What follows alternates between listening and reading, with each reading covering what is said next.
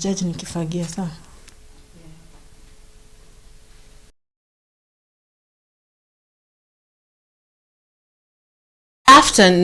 Good evening, Kenyans. This is Kenyans Alat. Karibuni sana.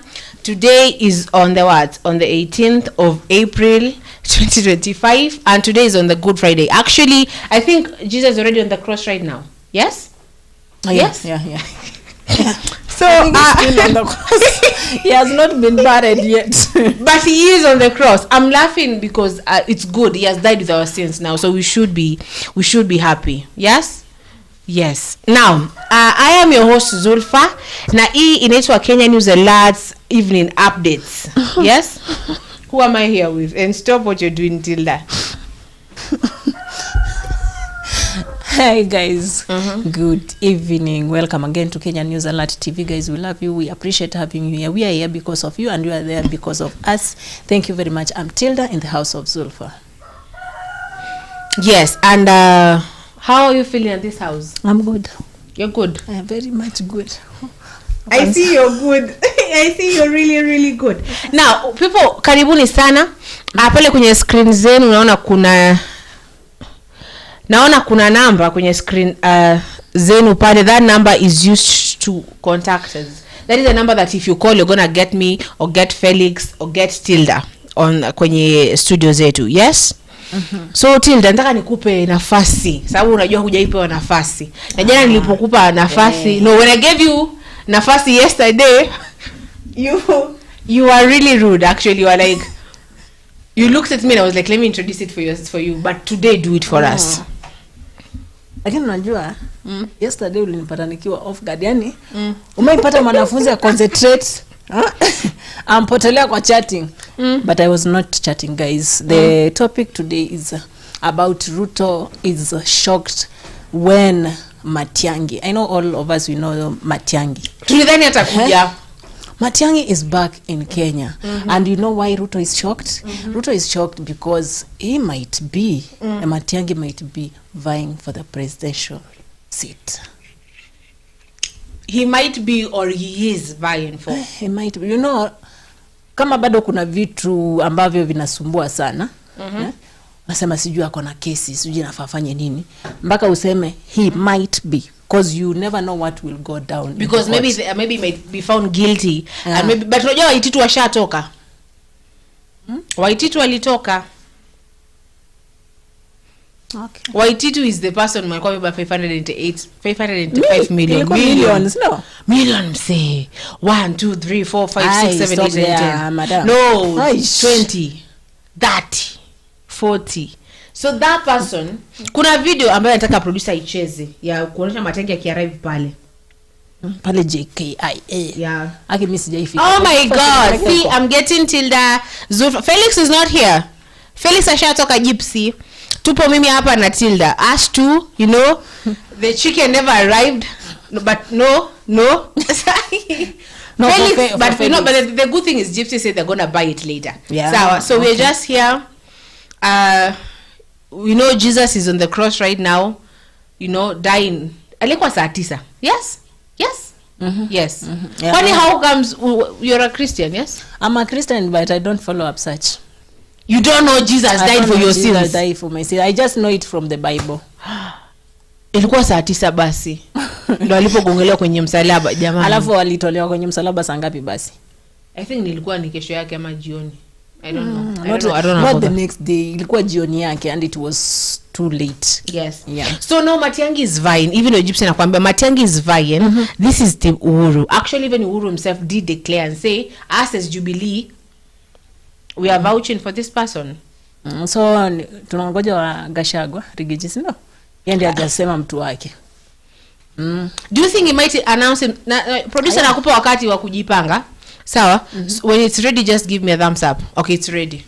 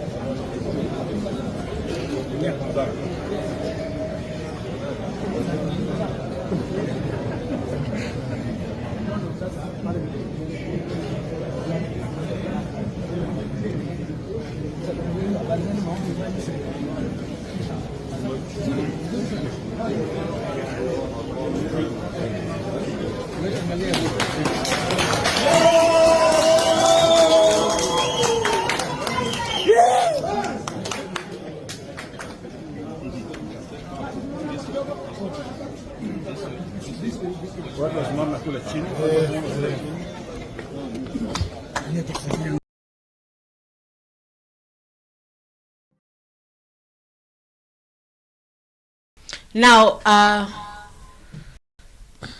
you've seen how people, I don't see Onyonka there though. Have we seen Onyonka there?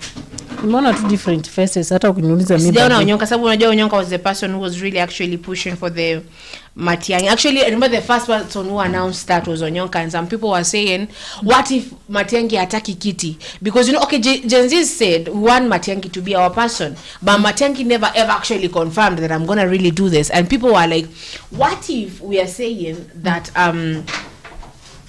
that Matiangi should be Matiangi ataki? Maybe tu ni mtu kama Onyonka amekuja ameannounce. Manyonga can't be the not Manyonga.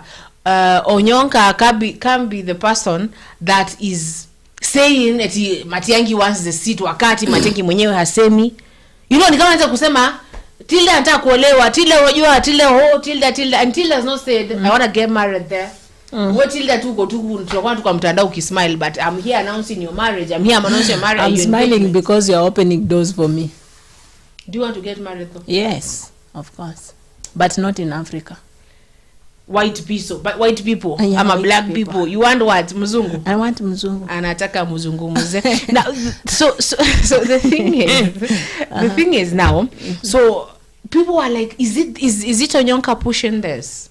Does Matiangi really want it? And then now here comes Uhuru. Uhuru says, I am pushing it. In fact, sisi kama Jubilee tumemteua Matiangi kuwa. What would you say about that, my dear friend?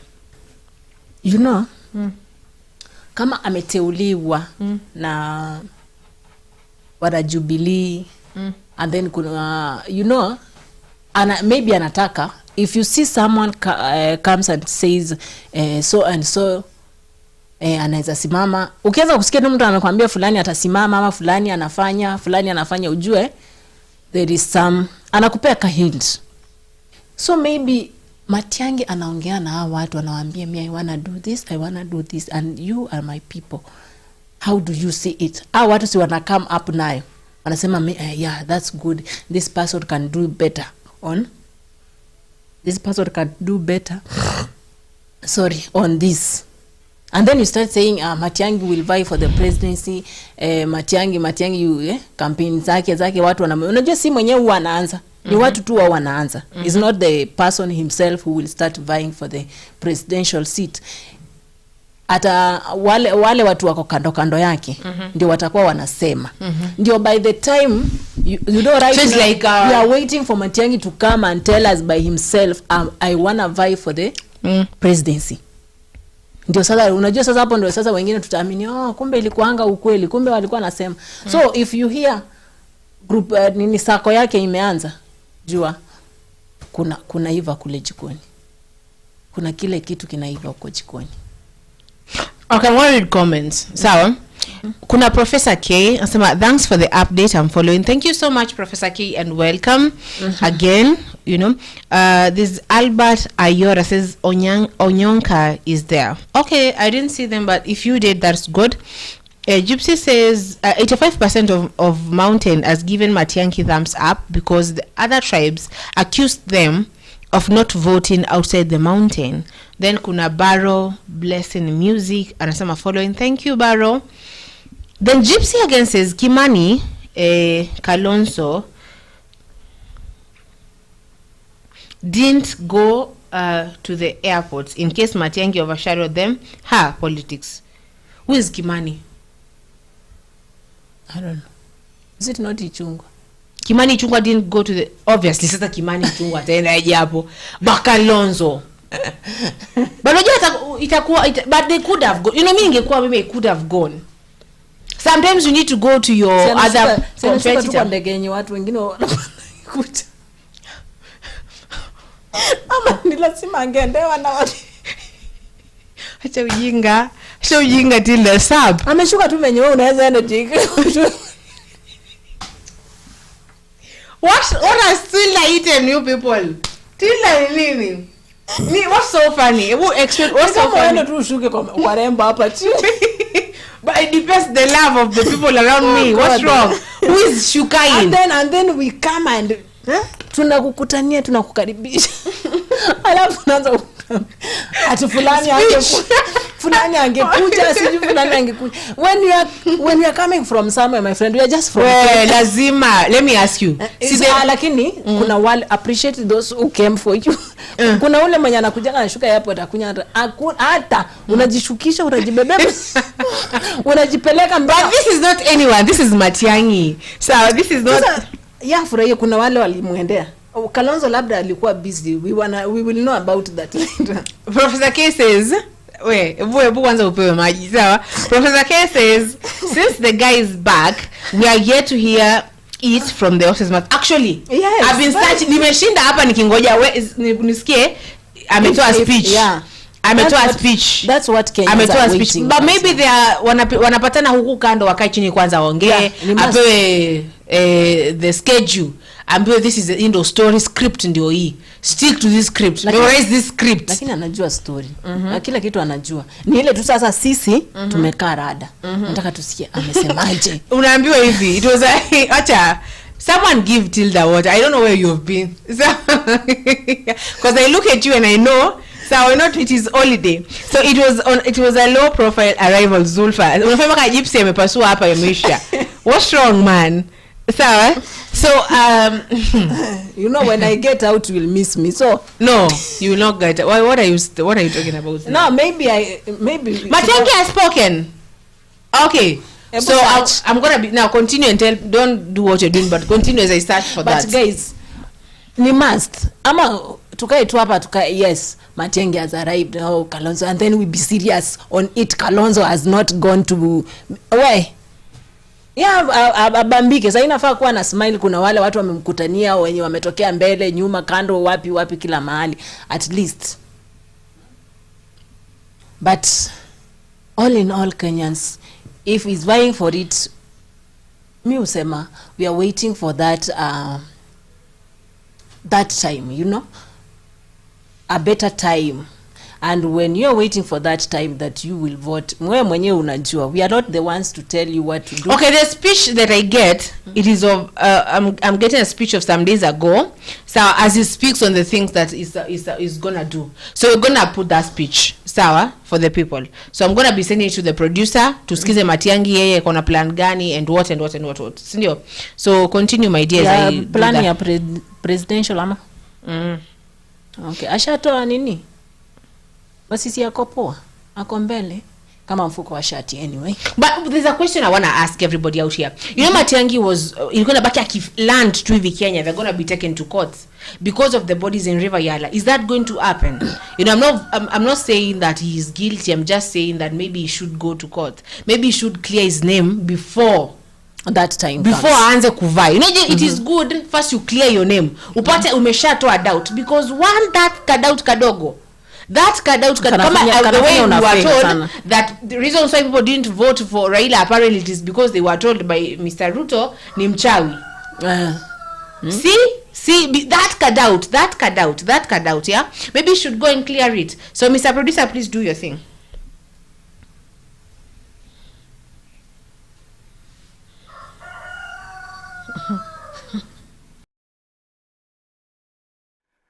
I thank the Lord that I have had an opportunity in the last 7 years to serve my country in the position of a cabinet secretary. During the 7 years, I've also had an opportunity to learn a lot about our country, and work with fellow Kenyans, and face tough times and tough decisions.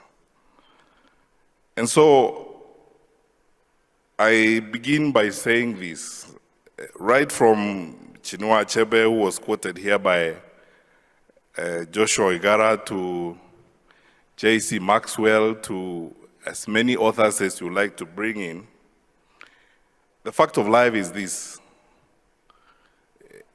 human society, in whatever organization, whether it's in small groups, as families, or as society, or as a country, or as a region, we rise and fall depending on the kind of leadership we have.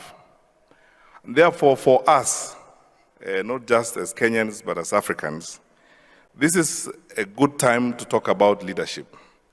At the beginning of this decade, when in my previous life in the academy, we used to debate a lot, President Thabo Mbeki of South Africa came up with the African Renaissance and said, Africa is now being reborn, and Africa is facing new challenges and going to break new grounds.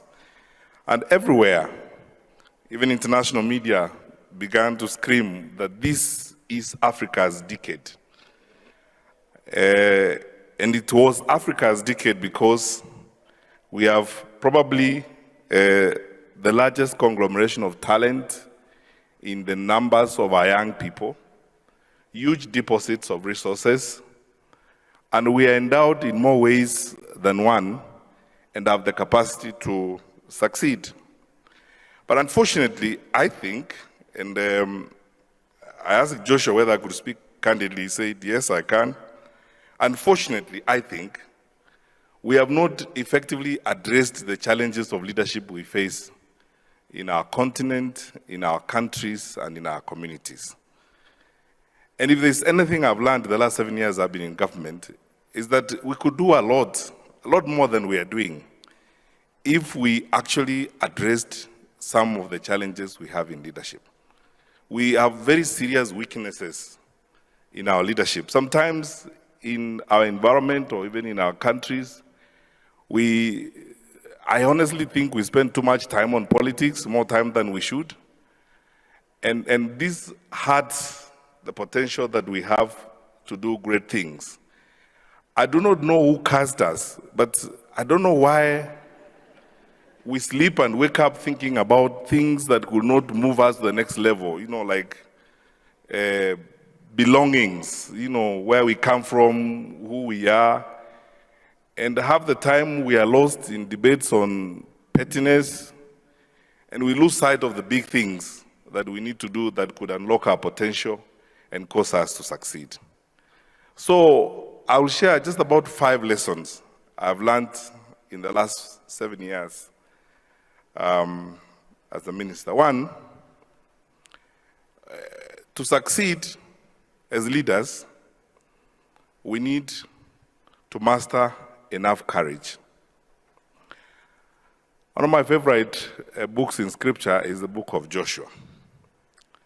And 11 times or more, because that's from the version of the Bible that I read, the Lord kept telling Joshua, be courageous, do not be afraid. Surely God himself would not tell a human being not to be afraid if he didn't think you can actually be afraid. Because you can be afraid. 2 weeks ago, and I'm going to share with you practical real experiences. About 2 weeks ago, for the Kenyans in the room, I went to Mombasa. I decided on that Sunday morning with my team in the security sector to spend time to walk through Kisauni, from end to end of Kisauni. I met huge numbers of young Kenyans. 9 out of 10 people I met that morning, I swear, are below the age of 30. And about 6 out of those 10 people could not account for themselves because they are totally dazed, affected by the amount of drugs they have consumed. And as we tried to even have conversations, it was impossible to have a conversation with them. In fact, you have to stand very carefully or else they can even fall on you. And you can see in the lives of those people the effect of the weaknesses we've had in managing ourselves, and how, because of our craze and worship for money, we have betrayed our own people in terms of protecting them against drug traffickers and drug dealers. And we actually stare at the reality of losing almost a generation in that part of the country. And that is because of leadership. To confront challenges like those, you need courage, the conviction to contest convention. When I came into government, the most common thing you hear in government is when you ask people, why can't we do this? The most common answer is, that is how we have always done it. We don't want to do it differently because this is the way we have always done it. And yet, that way we have always done it has not worked for us. Whether it is setting exams and selling them and rigging them and cooking up grades that do not exist, people tell you that's how we have always done it. Even when you ask a very simple question, why do we mark exams and complete the marking by December, and then wait to release the results in March? They tell you that's how we have always done it. Because in between here we have 3 months to cook results, to interfere with the results and do what needs to be done. We need courage. My brothers and sisters, there is no day like another in leadership. Every day is new, and every challenge is new. In most cases, the challenges we face are daunting, whether you're talking about leading your own family or leading your organization. You must start with the conviction to challenge convention. That I am going to ask the question, why can't we do it differently? When I was in the youth group in church, we used to sing a chorus that time, which ended like, dare to be a Daniel, and dare to stand alone, and dare to have a purpose, and live by it. So secondly, to succeed as leaders, really must have a purpose beyond self.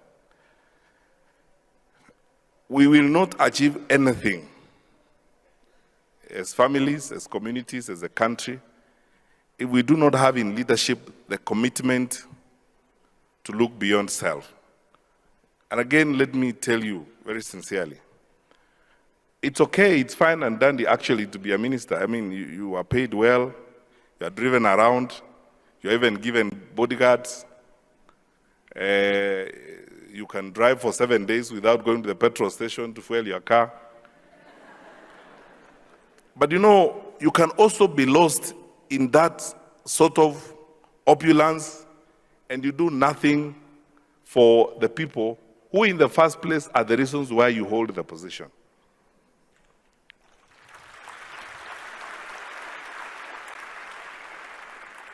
And for me, I want to be honest with you. Every day I wake up, I ask myself the question, what are the pains that those people out there expect us to resolve? So that, because once you ask that question, you will not see a limit to the extent you need to apply yourself. I have never seen a limit to the extent I would like to apply myself if I am going to solve a problem, because you think about the problems of those people. I used to meet people when I was Minister for Education who were very surprised that I would wake up at 3 a.m. in the morning to go to the containers. And I told them, I have no problem staying awake all night if that means that those children get genuine grades and they move forward in a genuine manner. My comfort means nothing. I could stay in my house, wake up in the morning, chances are that by the time I get to the door, there will be someone salute me, even if I've done nothing. then be driven back left, enjoy the comfort of this life. But that hasn't changed the lives of the people for whom we actually, in the first place, are employed. So our lives really must have a purpose. There must be something you live for. And that something cannot be the comfort of your office. And for us to make the change that we need to make, we must always ask ourselves that question. What do we live for? What is the purpose of what we are doing? One of my former bosses told me that if you leave an organization and people do not miss you, or no one misses anything you are doing, it means you ought not to have been there in the first place anyway, because you never made an impact. So I go around telling public servants, okay, if you can do nothing, at least plant even trees so that when you are gone, someone might say, these trees were planted here when so-and-so was the minister. At least do something, as it were. At least do something. Move to the next level. Thirdly, there is no way we can achieve anything without sacrifice.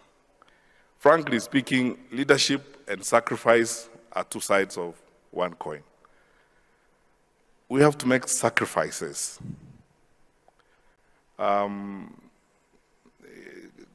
Sacrificing comfort is one thing, but most importantly, sacrificing the petty small things or small comforts or conveniences of this life is even much more important.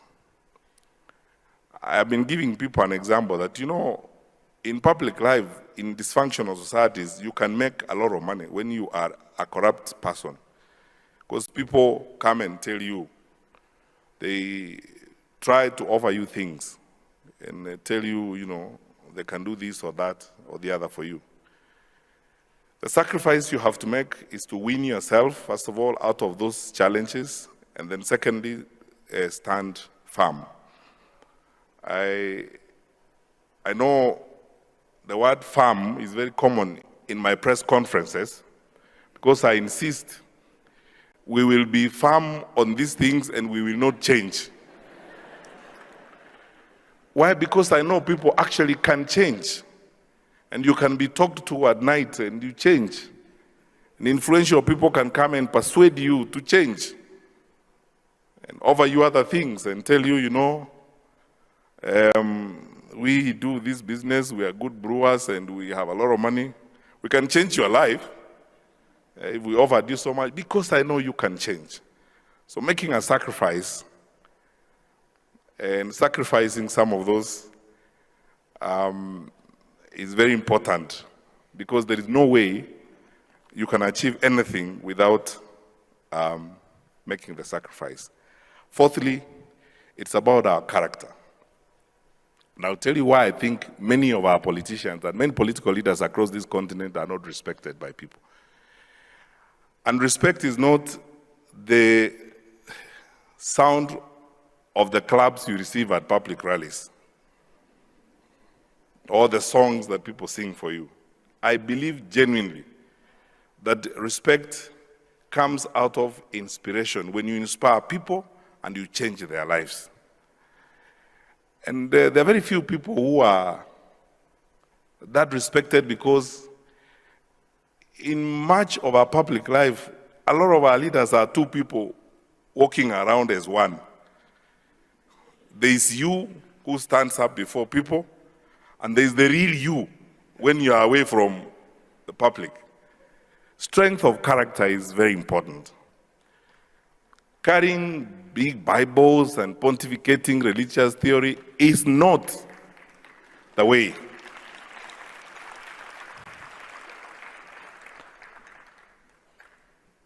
We have to live what we tell people to do. And then sometimes, let me be honest with you, my brothers and sisters, sometimes plain, straightforward living is in itself leadership. You lead by example. The strength of character. And sometimes The strongest test is the one you face when you are within the budget office as the leader.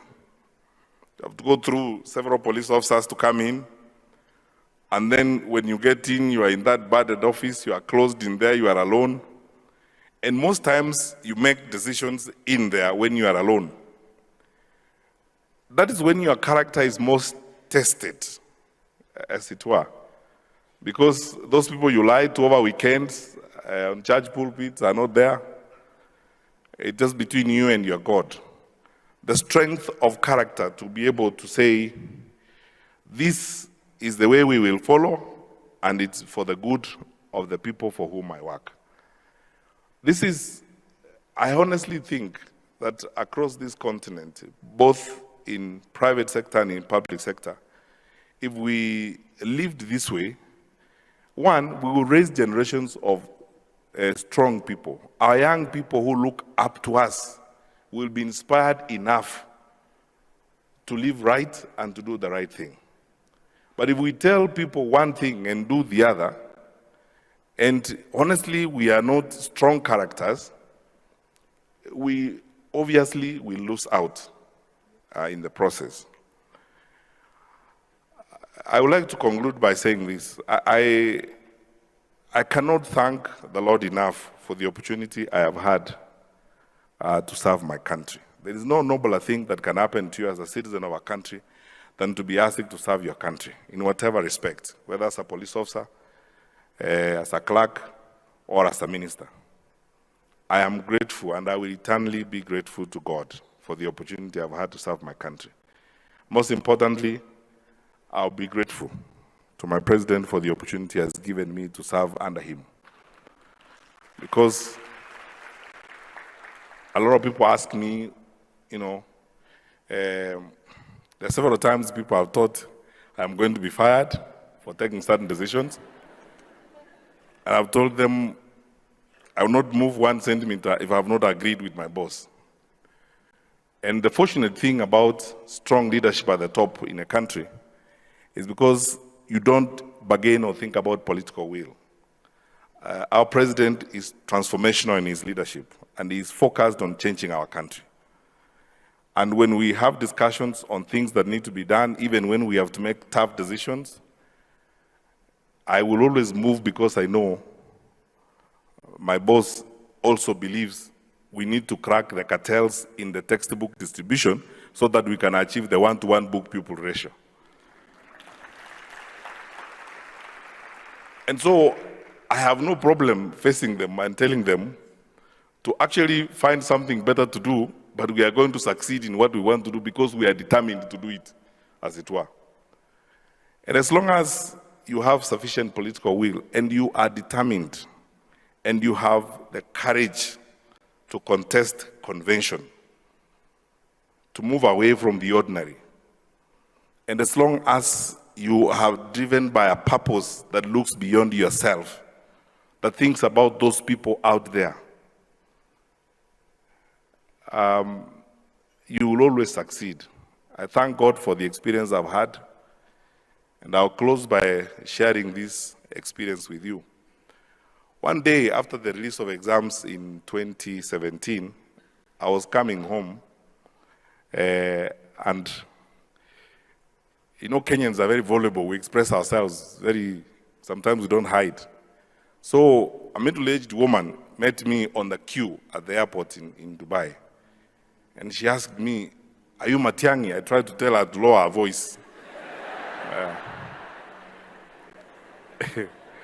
But she obviously was very excited. She could not lower her voice. Then when I said yes, she raised her voice and said, "Oh, wow," But anyway, she was very excited, to cut a long story short, because she showed me, I have the letter of my child who has been admitted to school X, and I have printed it out here in Dubai, and I'm now going to Nairobi to pay fees and take the child to school. In the past, I would have had to go there a month earlier to look for someone to help me get her from one place and suffer. Probably bribe someone, probably have the letter get lost. And when I told my colleagues at the Ministry of Education, why do we go through a laborious exercise of pulling everybody together and selecting children in a manual way so that we can provide an opportunity for rent seekers to look for bribes? They told me, this is how we have always done it. And I said, let's try it a different time, in this era of technology. And every parent will just basically get the index number of their child, and they will go into the system once we have selected them and print out their letter of admission and go to school. They don't have to talk to us here in Jogo House. They don't have to come here so that we look big and important and keep them on a queue, as it were.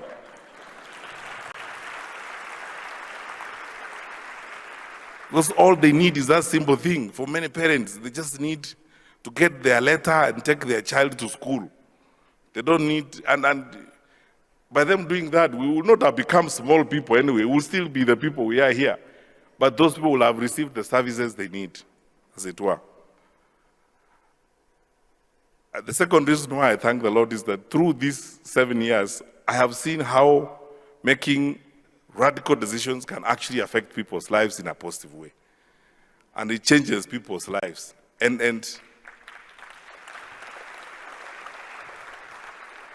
these things do change. And so, if there's anything I pray about every day, is that as long as God gives me life and opportunity, when I meet an opportunity to make a decision, I'll make the right decision, regardless of who is on the other side. The right decision, regardless of who I'm going against. Especially if it's a decision that is going to be for the good of our people, and a decision that is going to be for the good of fellow men. That is what I believe God wants us to do. That's what leadership entails. I wish you all the best, and I look forward to learning. And I want to urge you, my parting words are these: arise and lead. The Bible asks us to arise and shine. But I'm asking you to arise and lead. Leading means gather the courage to do the right thing, the different thing, be driven by a purpose beyond yourself, and look out there at something that will make a difference, the desire for difference. When you walk out of that place, let people see the difference. If you desire difference, that is what really will make a change and meaning. And that's why I'm asking all of us here to arise and lead as we move forward. It's my distinct honor and pleasure to declare this conference officially open. May the Lord bless you.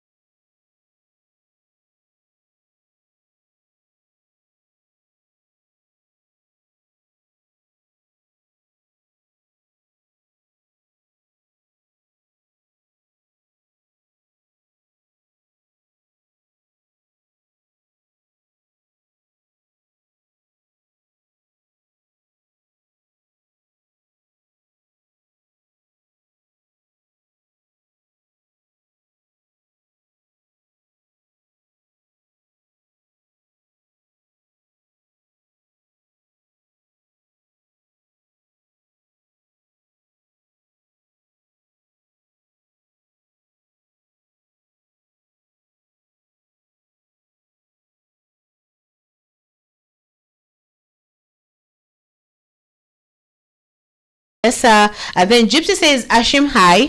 Karanja Kamau says Matiangi will be worse than Ruto. Remember, he was in charge of 2017 Jubilee massacre, Kina Baby Pendo and the River Yala. And then they continue to add, Karanja Kamau says Matiangi is a big no. This is evil in the making. I want us to dissect those comments. What would you say about that? Do you think, I have heard some people say, nyinyi mnataka tu Matiangi ingie, but let me tell you, the moment Matiangi anaingia atakuwa dictator. This person akona tabia za dictator. Sijui nini. What do you say about that, Tilda? Nataka uiseme. I'm going to give you 2 minutes, then we go to the next comment. Everybody knows or wants, let me say like this, or let me put it this way. It's not everybody who is on Matiangi. It's not everybody who is on the other person. Everybody has his or her own persons who are very much to him or her. There are those people that are saying Matiangi is good for presidency. Others are saying Matiangi is not good for the presidency. That's why I'm telling you every time that do this. Let it just be your secret. You will know whom you will vote to on 2027 or in 2027. That's your secret. Ikifika your time, kama Matiangi atakuwa amesimama, kama Rigiji atakuwa amesimama, ama nani? Rigiji, Kalonzo, Madhakarua and others. Unajua wanakujanga kama watu 30 safari moja, hata sijui wanatokeanga wapi wengine, by the way. Like the one who was on that other. Meisha. I'm just observing you. Why are you speaking so calmly though? Unajua kama what's up with that? Yeah, I'm telling this. Silent anza kushout si wataka. Una amekula nini? Okay. But guys, is the truth. Naambia cha ukwelo. Kila mtu anajua. You see, even pale check your mic, because they thought your mic ndio kuna shida. Madam, ongea. Okay, you're here. You're paid to shout. Shout. Mbona siku zingine naongeanga kwa nguvu. You see how I'm looking at you like, what's up? Are you okay? Shout. Ukienda nyumbani kunywa maji baridi unywe. If I shout, I faint. What? Okay, so basically you're saying that no one is really right for the seat, ama? Not no one is really right for the seat. God knows who is good for that seat. But Karanja Kamau, mimi naweza kuuliza mimi. I want more words. I would really appreciate kama unaweza kuja useme this is why I think Matiangi is evil. Najua hapa nimesema kwamba Baby Pendo and the River Yala people is on Matiangi. Would you really say more words, tafadhali? Sindio? The thing with Kenya News Alert, we allow you to speak. Wewe kuja sema, this is how I feel about it. This is how I really, really feel. Yes? Aya. Let me see. Gypsy says, Zulfa, why all only Matiangi?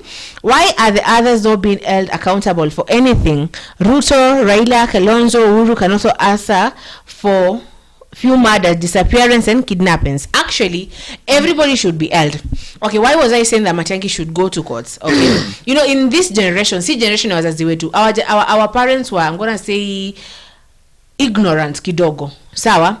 Like they could vote for like this person, unajua who you ule venye alinyongwa pale is this person who did this, and you would vote for them, and you I don't know what they expected for them to change. For unajua huyu ni mwizi umemweka, you have even proven hii kwa machako ni hii hapa hivi, but you still put them there and you expect them to be good, you expect them to deliver a certain way, and then when they don't do that you're like oh. So I was saying for Matiangi not to follow the examples of those people like akina Uhuru, akina Kalonzo, akina sijui nani, yeye akuwe too different, akuja aseme I'm gonna go myself, I'm gonna not and what was quote vibaya, not only for Matiangi, but I'm saying akuwe different for any other person who is coming to vie for that presidential seat. Please, kuwa too different na the other presidents. I think itakuwa sawa. Na bado yeye ndatuonesha he is different. Yeah. Anafaa ende tu hapo and then they clear their name. Because let me tell you, the people they are dealing with, the generation they are dealing with are educated people who will go and search, what have you done? Now ulisikia yule the president said, kama huyu ndo people, if you think you're gonna come and sijui etivai, have something higher, be a certain way, ndo asiku discredit. So Matiangi maybe afanye hivyo. That is according to me though. Sawa? Aya, let us read the next one. Where is Kalonzo? That is Obed Ndai. Hello Obed Ndai, how are you? And then kuna Gypsy, hi Tony. Gypsy anasema hi Kamau. And then there's Gypsy kona hi Obedi. Kuna Map Boy anasema welcome sir. Also we're telling you Map Boy welcome. Obed Ndai says Jeremiah Kioni, America Kalonzo Wakamba, Akiangai. I don't know what is that Obedi. And then Gypsy says Matiangi changed education for good, technology, health systems. He was reeled in by his bosses just like Arua reeled in by Kibaki. That is good. True. Education system says iko different sana. Sawa. And then Obed says Kalonzo amechezwa tena. Kalonzo, let me tell you, Kalonzo. Alan Buita, hi. Alan, how are you? Welcome. Obedi says, my question is Matiangi's project to somebody or his willingness to buy a big seat. That is a question. Is Matiangi a project? Ama ye mwenyewe anataka? So if there's someone who has that answer, please answer. What would you say? Udhani ni project ya Uhuru ama ye mwenyewe anataka ichi kiti? Ndio kuna kitu naweza kuwa nataka. Acha nisonge karibu na mic. And I don't know what's wrong. Shingo yangu ni kama sauti inaenda ikipotea. Kisikia sometimes inashuka. Don't blame the mic. Blame my throat. So, I can be wanting something, but I can use other people. I want that thing. Sawa? But unajua mimi naitaka lakini nataka nisikie mtu mwingine akisema, sio mimi niseme. Nataka nisikie yani Zulfa anasema by the way Tilda anataka kufanya yeye anataka kushika kamera. Mimi venye namuona tu anataka kushika kamera. Anasikia watu wakisema hivyo. Ndio sasa ajipe sasa that courage, then he comes out and say I want this and this. Maybe it can be a project for that one to come and kusumbua hapa katikati. Now if you are coming to vie for the president right now, wacha usijaribu kukuja na vitu ya tunakuja kucheza venye Raila amekuwa akicheza hapo. Ni kama ana vie for the president but he doesn't want to go there. Anataka tu acheze hapa. There is somebody who said, there is one celebrity who said that Raila hafai kuwa president ama kitu kingine. Raila kazi yake ni akue tu hapo asumbue tu serikali. Mgetu Zulfa. Yani Raila yeye kazi yake ni kukaa hapo kusumbua tu watu na kuharibu kura. Hiyo ni kazi ya Raila. We don't want people that who will come and do such. Wewe amka na zako. Kuja na tumia akili yako yani kufanya vitu ambazo ziko sawa, the things that will make people of Kenya follow up. Wakifuata I think wanaona huyu mtu akona good ideas. Huyu mtu at least anaweza change Kenya. At least huyu mtu anaweza badilisha uchumi. At least huyu mtu anaweza fanya health ikuwe poa. Huyu mtu anaweza fanya like the way we you know the thing with Matiangi, and I'm not please sawa. There's this thing I like to give praise where praise is. Matiangi came, it was first education. And I remember the first time I saw Matiangi, sawa, alikuwa ameenda St. Charles Lwanga. Alifika pale, you know St. Charles Lwanga used to be that school. I think they are still that school. Sawa? Ile shule huko. St. Charles Lwanga in Kitui or Mwingi, somewhere there. Sawa? Akafika pale akapata modest ya biology yuko, you know, sindio? And they changed the education system. Bas, ukapata sasa utoki shule unapita klabu with your uniform.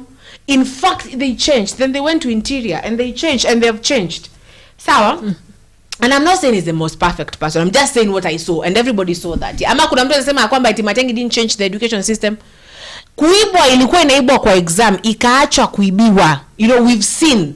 Hata mliona the first time aliingia hivi zile shule zilikuwa zina pass zikiwa huko juu yani the problem was mtoto anaanguka anapita class 8 haya akienda high school hakuna kitu anaona, so unashangaa huyu mtu hata kama ni ameingia the other section of learning kwani akili yako itakuwa imeenda aje haraka hivyo. But he changed and make that education is so much better. Hata unaweza una mtu ameanguka class 8 but akienda high school manze anakutokea huko na A na B. Mama shanga huyo mtu ndiye alipata 200 and what? There's that boy who got was it 99 or 100 marks in class 8. Imagine high school alimaliza akiwa na A. People wow. Why was that? Why do you think that is? But that one, but education, unajua mimi nimesema kwa education system ya Matiangi hapa karibu kutoka. That's why I'm telling you, you know, and because 2015 aliingia government 21 somewhere there, because 2018 was when I was finishing my form course, and that was it was good. It was yes. Okay, that's so fantastic.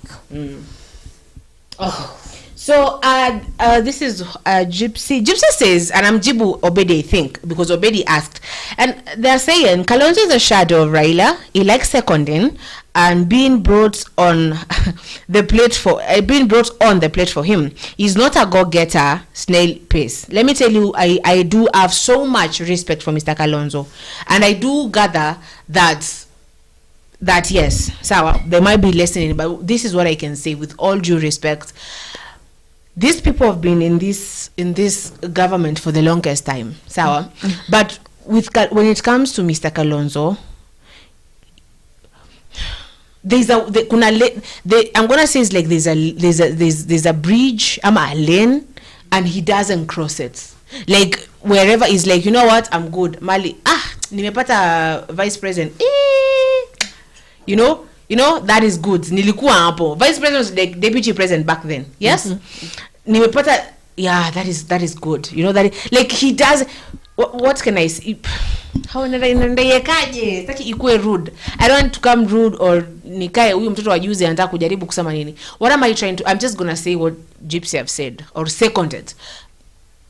He doesn't really want to really go for it. And if Adaksema, when he says he's president, you know, it's like when someone says, I'm not gonna eat, and you know they are gonna eat. It's like your small brother says, sitakula leo, venye kuna, and you know too, like, you know. So you see him say, I'm gonna be the president, I wanna vie for the presidency. Na bado, he can't, I just mama pekeke. Like right now I was thinking, kama mechana Raila, let him stand alone. He still went to Gachagua. So bado Gachagua ndo wako hapo tu. You see. And I'm saying that with all respect. So, now let us go to the next thing. What is the next comment? Pale. Okay, so hi Obuita, that is Gypsy. And then Gypsy says, Matiangi coming back is the same as having Uhuru, Moi, and Ruto. Why can't we have a political virgin who is going to learn on the job? Ooh.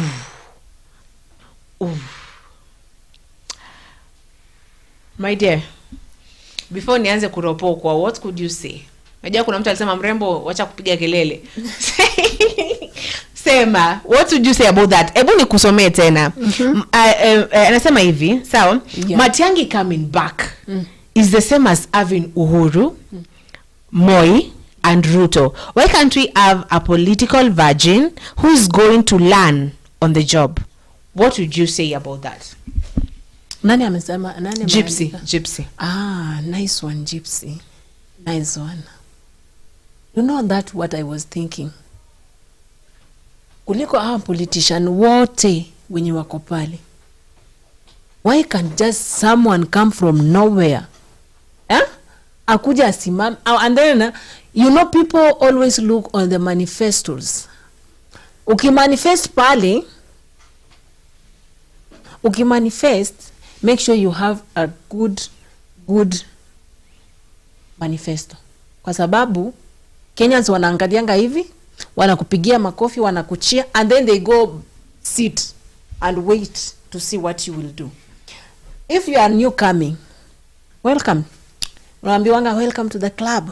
Yes, unakaribishwa vizuri sana, unafanya kazi ambayo inafaa ufanye. And make sure when you are coming there, what you are going to do is to change Kenya be a more better country. You know, Kenya is the one of the most respected countries, eh? Naona mkiingilia watu huko mpaka wanawainulia mikono wanasema Kenya, if I was to be given Kenya, or if I was given to vie for a country that I would like to be the headquarter of the Africa, I can just vote for Kenya. Hey, Kenya, big up, man. We, yani afadhali mkue the headquarters, yeah, the whole country. See how much you can be respected. So when you are coming up on this and you have never done politics and you want to come and do this thing for the Kenyans, not for the individuals or not for just yourself, but for Kenyans, for the country, for your motherland, make sure you are doing it with your whole heart, because these are the people that are going to choose you and put you there for you to work for them. Okay, this is the thing I'm going to say about that thing. Sawa? We were talking about Sifuna. Sawa? Venye kwa the other show. And we said that Sifuna is a political virgin. They don't come from any, unless you do want to correct me. Sawa? And I will stand very corrected. But Sifuna never really, they don't come from a royal family of in Kenya. I'm one of the royal families in Kenya. They did everything they had to do. If they had to go to school, they struggled, they did what they did, you know, until they're here. So we relate to Sifuna. So that's why they can stand up and be like, you know what, mini ule Sifuna unaskiaga, and this isn't really working. Yeah? Because they do understand what you're going through, Tilda. They do understand what I'm going through as Zulfa. They do understand what the next person is going through. So why don't we get someone like that? Mtu ambaye hata hajui choo za state house zipo side gani, inabidi akuja akue like come, I want to really see where they are, you know, someone new. And who is this someone anapelekwa, anatembezwa, akiingia kwa kiti they know nothing, anatembezwa, you say inabidi a catch up with the nini. Unaona venye unaingianga job unaanza kuambiwa. Let me tell you, the first time I came in this place, I was coming to do acting actually. So I was not coming to be here talking about Sifuna or Kimani Kichungwa or sijui nani. You know, I was just a virgin in this touch. Now, yes, sawa. Yeah. So my boss, and I like, and I will always appreciate my boss. It's like they see your potential, you know, and they were like, you know what, Zulfa, before we start setting up the set, why don't you go sit down there? And I sat down with Bwana Muna Shwai. Muna Shwai now lives in Germany. But we sat down, and I'm sorry, so I didn't know who was Kindiki. I'm sorry, please. So, but I didn't know because it was the way it was, though. So I'm there, but I do know something kidogo. And from the moment I sat down here, and I started understanding this, and I want to know more now, because actually it is affecting me. It is affecting the next person. Yes? So what am I trying to say? What if we get someone new? Someone new, because napenda Matiangi, sababu nimeona kazi amefanya. Sawa? I appreciate them. But you know, bado hao ni watu ambao wamesoma wakati wa Moi. Sawa? Kidogo maybe alizaliwa wakati wa Kenyatta. Ama hapo karibu Kenyatta hapo. So bado like mentality itakuwa tu ni hata kama iko forward thinking, you know, it is pro, but bado there's something. So that is a really good suggestion, Gypsy, from me. Sawa? Let us go to the next thing.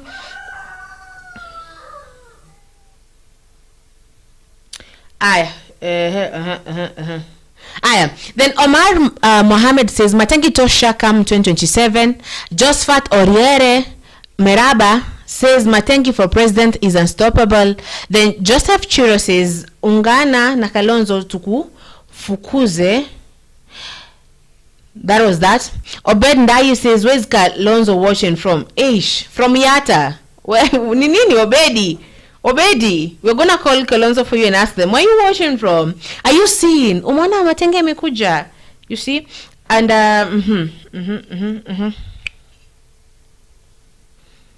I think you're gonna get nini. We start reading this.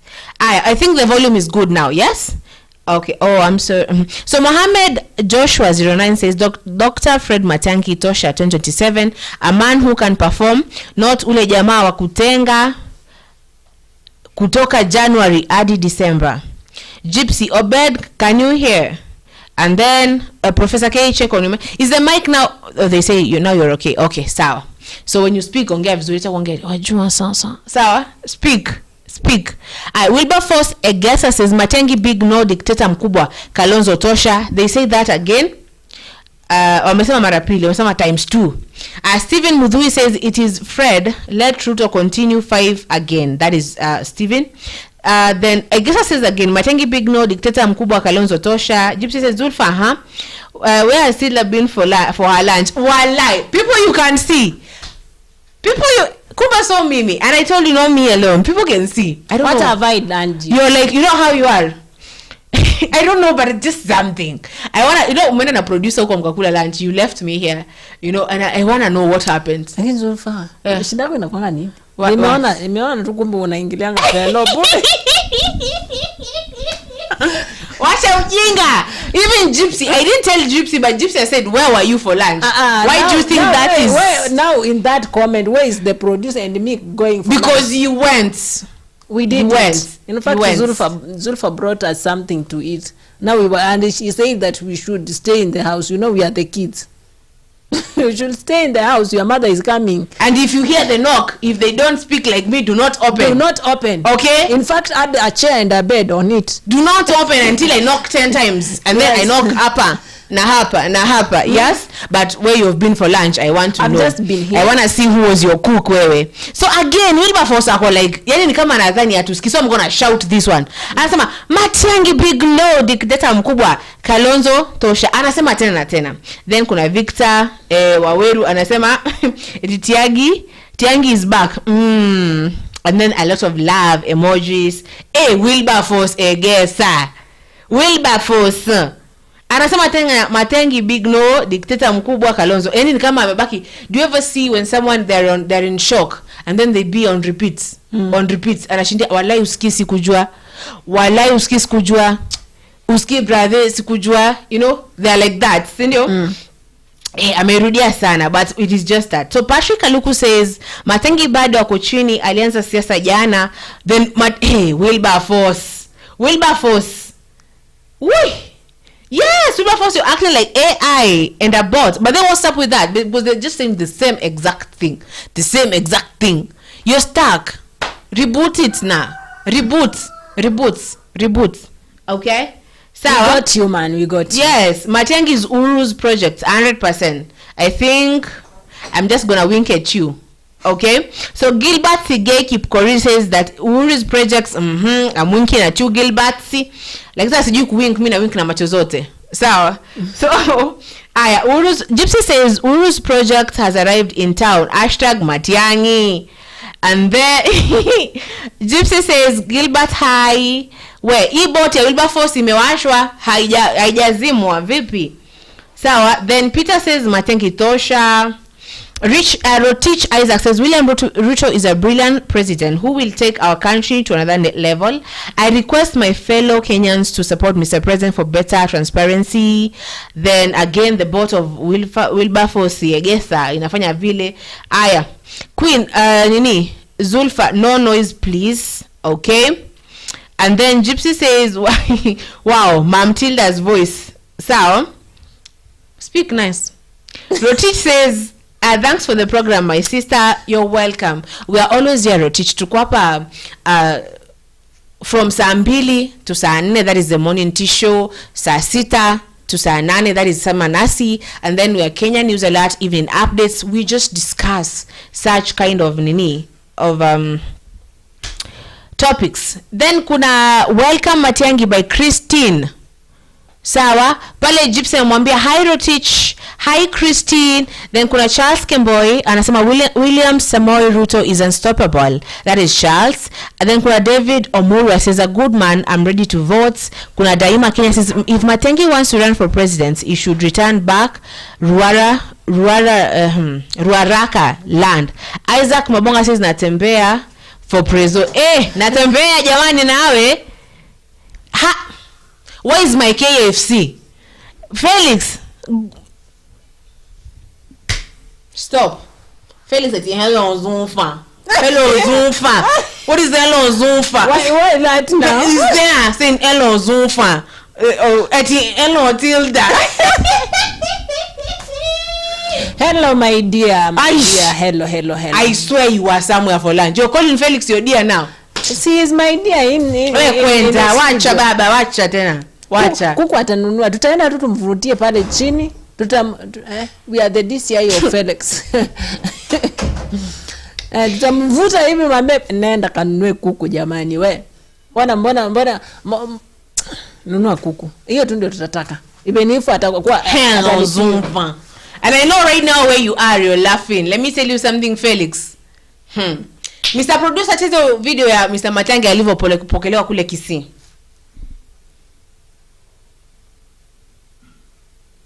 Oh, is it ready? Ama I read this kwanza. Felix says kuna mtu anataka kuongea live. Anataka kutupigia simu, basi umpe namba yangu basi apige. Tutaweza kumsikiza. Kuna Boaz Maobe says Matiangi big yes hadi mwisho. Let Wilbur first go.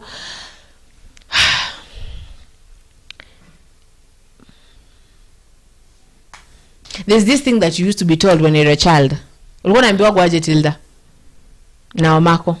Ama you're just your guardian. Kama mimi nilikuwa naambiwa vitu mingi sana. Na ukienda kulala ulikuwa unaambiwa aje? Mimi nilikuwa naenda kulala. Unaambianga ade aje? Wacha na ade. Wacha nikwambie venye mimi nilikuwa naambiwa. Ujua unaenda kulala. Kesho ukiamka ushaanza kupangiwa kesho na hujalala. Yes. Just a moment. Gypsy said Felix stop invading the chat section. You should be in studio. Unafaa kuwa umekaa pale kwa kona wewe. Leo uko hapo hello Zumba. You know, I am saying the way you will say. Usually comes every morning. Zuva morning. What have I done to you? What's wrong with you? Sawa? Zuva. Be here or be there. Choose. Okay? Hello, Zuva. We'll play video producer. Ciao you. Cha. Hello, Zuva. Hello, Zuva.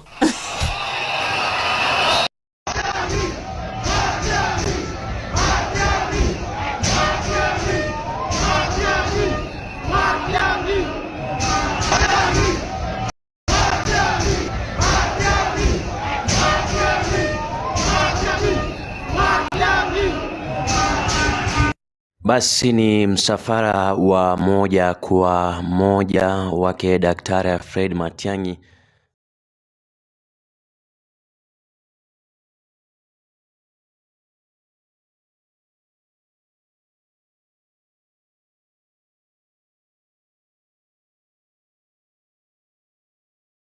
Vihiga County. Karibu sana Kiberenge. Mimi nasema hivi. Matiangi amerudi. Ni sawa. Na Wakenya tuko na furaha. Si ati tumeshaamua tutaunga Matiangi mkono. But Matiangi is among the candidates ambao tutakuwa nao, so that from that pool of candidates we can have the best among the best. Na Matiangi, yes. Si ati tunasema Matiangi ni saint. We cannot get a saint. Yes. Our watu wote ni hyenas, but we want a lesser hyena. That is what we are saying. And you believe that Matiangi is a lesser hyena? Yes, we want somebody who will deliver. We know that all of them are hakuna saint, hatuwezi pata saint. We cannot get a Jesus. But what we want ni mtu ambaye kama ni kuiba yake ni reasonable, but ana deliver. That's what we want. Okay. We saw what Matiangi did alisaidia Kenya kumigrate from analog to digital.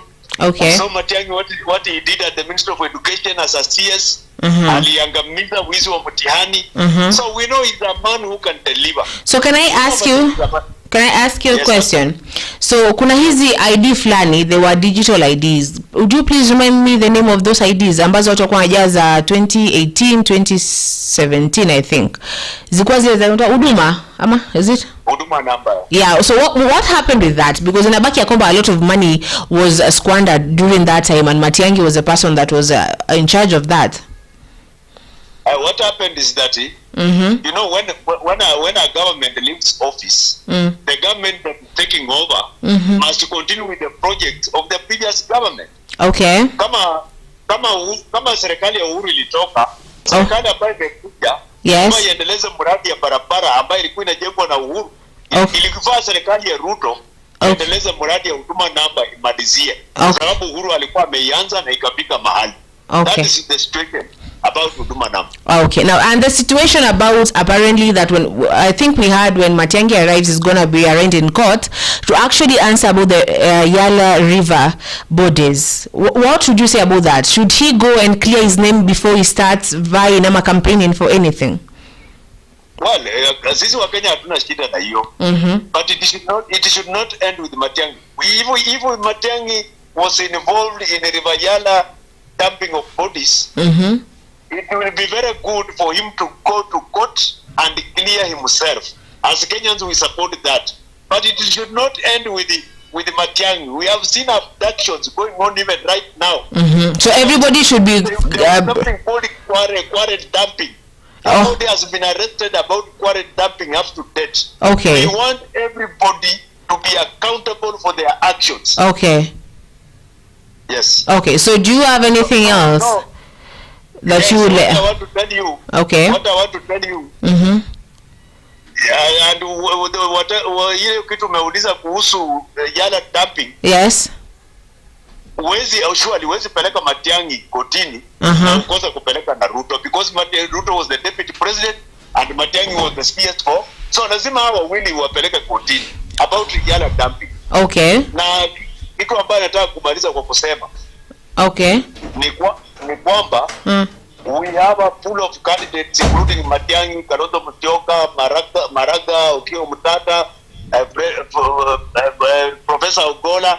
From this pool we shall get one, the best among the best, who will be our presidential candidate. What we don't know who will be our next president. That one we don't know. But what we know 110% sure is that Ruto will go home.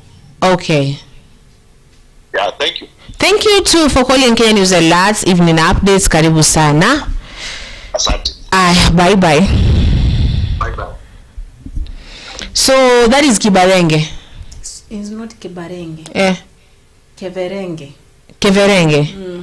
Oh, that's why you're laughing. You're making me watch away. So Kive had him. It's from your place, county. From your county, Vihiga. Vihiga County. Oh, so I feel at home. That's why I was. So tumwambie Felix asante. Finally, I have somebody from. Welcome.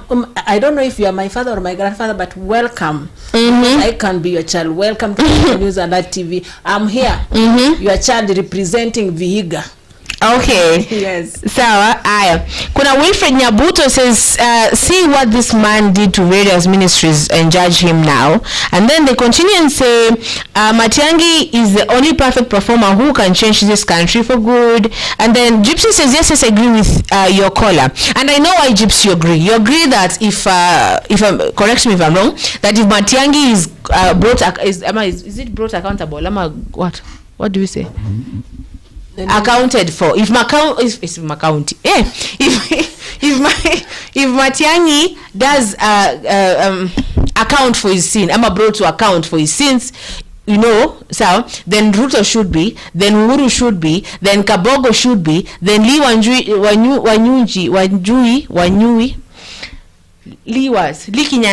Kinyanjui should be, sawa, and I'm not trying to pronounce them wrong, just now so all those people should be brought to account, and that one is a yes. Okay.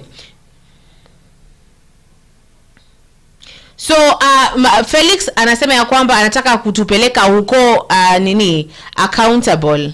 Thank you so much Gypsy, thank you so much. Felix ako kule kunaitwaje? Felix is in Jivanji right now. If you don't know, Jivanji ndo kuna bunge la wananchi. I was told it was started wakati wa Moi, you people. You know, it is something that has been here, and actually they are making change. Yes. So tunaenda huko bunge na anataka we go there. So if Mr. Producer,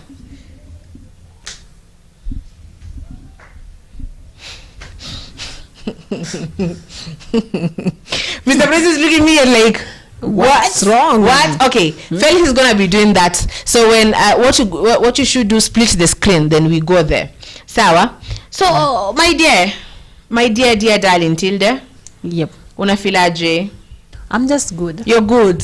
You're sure? I'm very much good. You're sure? Okay, so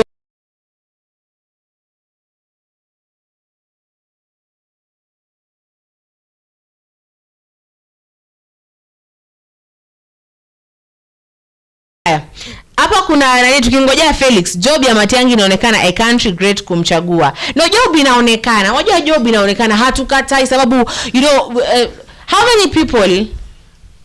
many people Continue please. I deal with Felix. Okay. As I said earlier, everybody, so no, kila hata ukiangalia kwa comment section, kila mtu ako na mtu wake wa kuvotia.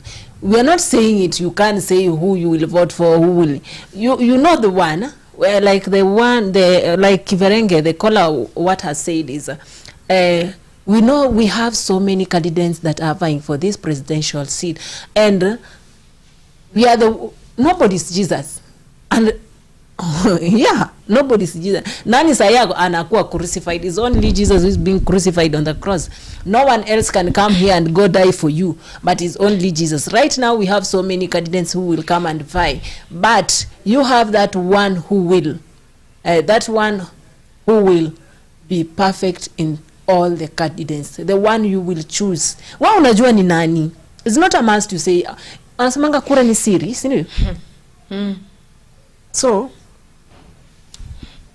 tutaenda nayo ile itakuja, tukisimama kama ni Matiangi, it's okay, people will know. Hakuna cha kama ni Matiangi, kama ni fulani, you know, everybody has his or her own person, sawa? Kila mtu si unajua, tunaweza sema hapa mimi ni wa Matiangi, wewe useme wewe ni wa Matiangi, producer aseme yes wa Matiangi. So kama kuna mwingine ambaye anasema Kalonzo, Rachisa is rich, anasema hivyo, anasema Matiangi tosha. Yeah. Have you Goja? Actually, I really want to talk about that thing. Have you seen the way Matiangi was received kule nyumbani kwa Ukisi? No, I did that because that's how they I did that. Yeah. But amepokelewa kule nyumbani. Umeona? They were like, what? Watch. Matiangi. How would you feel? Man, see, you know, I'm sorry. I'm going to do this. You're going to be like, wow, if that is your father, that is my father. That is my month being received. And then you as Matiangi. Should that humble you? Ama should that nini huku?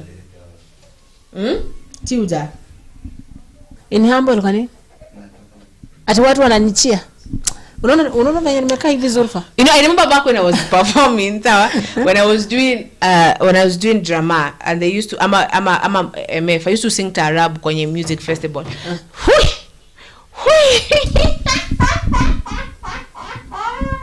You've heard what I've said, where? What's happening to my tongue? Music festival. What? When people cheer at you, there's that thing. You know, you're so lucky if it doesn't go to your head. If it doesn't go here. Hapa kuna Gypsy anasema I have my votes, but at the moment it's mine. Not giving it yet. Umeshika Gypsy. If Matiangi ali act hivi akiwa minister na akiwa rais Kenya itanyoka. Salama. This is Kamisi not Hamisi Saleh. Hamisi Saleh.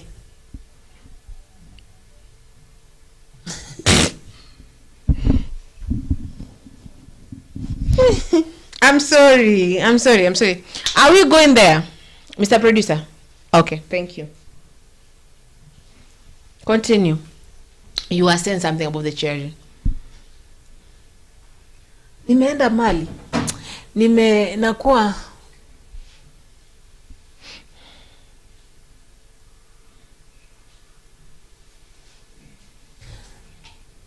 mahali, sawa? Nimekuwa cheered, sawa? Unajua mimi nitakaje? Kwanza hata I'll even sit down. I sit down first, even if it's on the ground, I don't care. Yani, am I the one or I'm dreaming?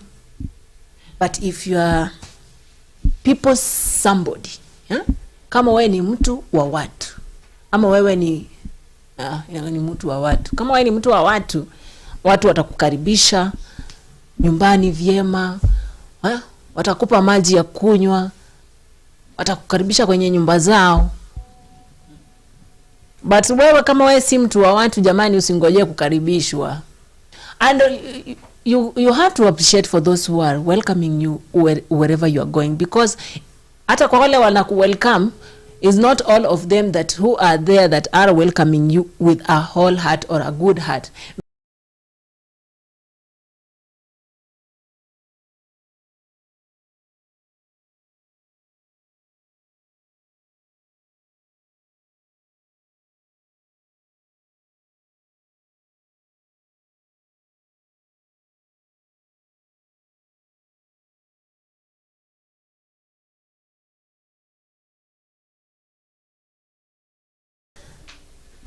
Sorry guys, it's not all people who cheers you with a whole heart or a good heart. There's some people who comes and have just come to see you, or have just come to watch other people cheering you. Others are just cheering because others are cheering. Yeah. So you wanna say that everybody is cheering right now at Matiangi? Kuna mtu ana cheer. Kuna ule amefurahi tu Matiangi amerudi. Na ajui kwa nini watu wanafurahia. Ajui kwa nini? Mwingine ameona tu Zulfa, unajua nimeenda mahali kwa campaign. I'm sorry Hamisi. I'm sorry. Actually nimesoma tu hivyo.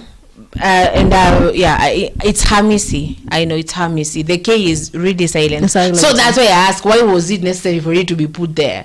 You know, like why didn't mbona tusiandike tu hivyo Hamisi? Mbona kuna ka? Si ndio? Aya. And then kuna, I don't understand that statement somehow. Then this Matiangi is lectured in his hometown. I have nimeiona. Then Gypsy said in Utilda, keep talking. Then kuna nini? Nemuel Mogaka says Matiangi tosha ni mtu wa watu, mchapa kazi, pia kazi yake nzuri inaonekana.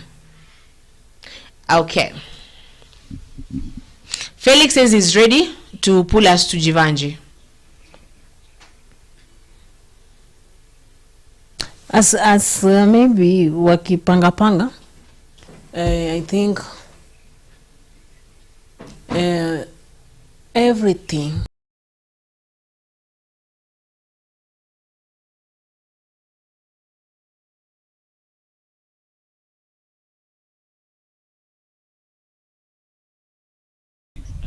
here with me. I have got some of the individuals who are very happy. Some of them, they have got their own maybe informations they could share about that Matiangi. Sijui kama maybe nduko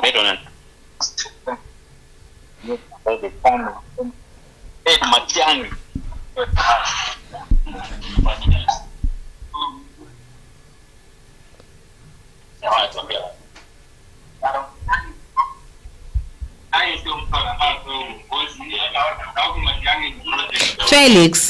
Felix, we can't really hear your person.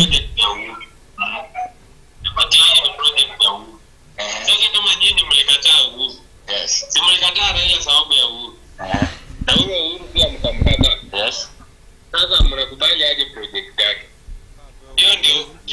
Sababu Matiangi ni project ya Uhuru. Kwa sababu haizi jitoa kwa hiyo mtego. Yes. Matiang'i ingekuja na chama ingine ama angekuja independent ama akuja atengeneze chama na watu wengine hapa sababu watu wako wengi Kenya. Uhuru. Yes. Si mlikataa Raila sababu ya Uhuru.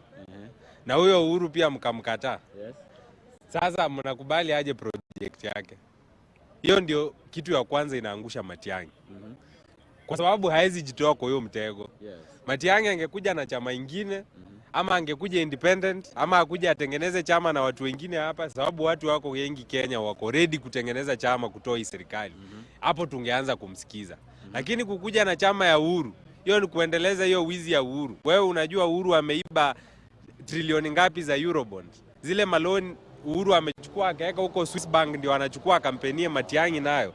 Yaani pesa yetu amechukua kama loan, haijatusaidia sisi wa Kenya ndio anatumia kukampenia Matiang'i. Kwani sisi tutakuwa wajinga namna gani?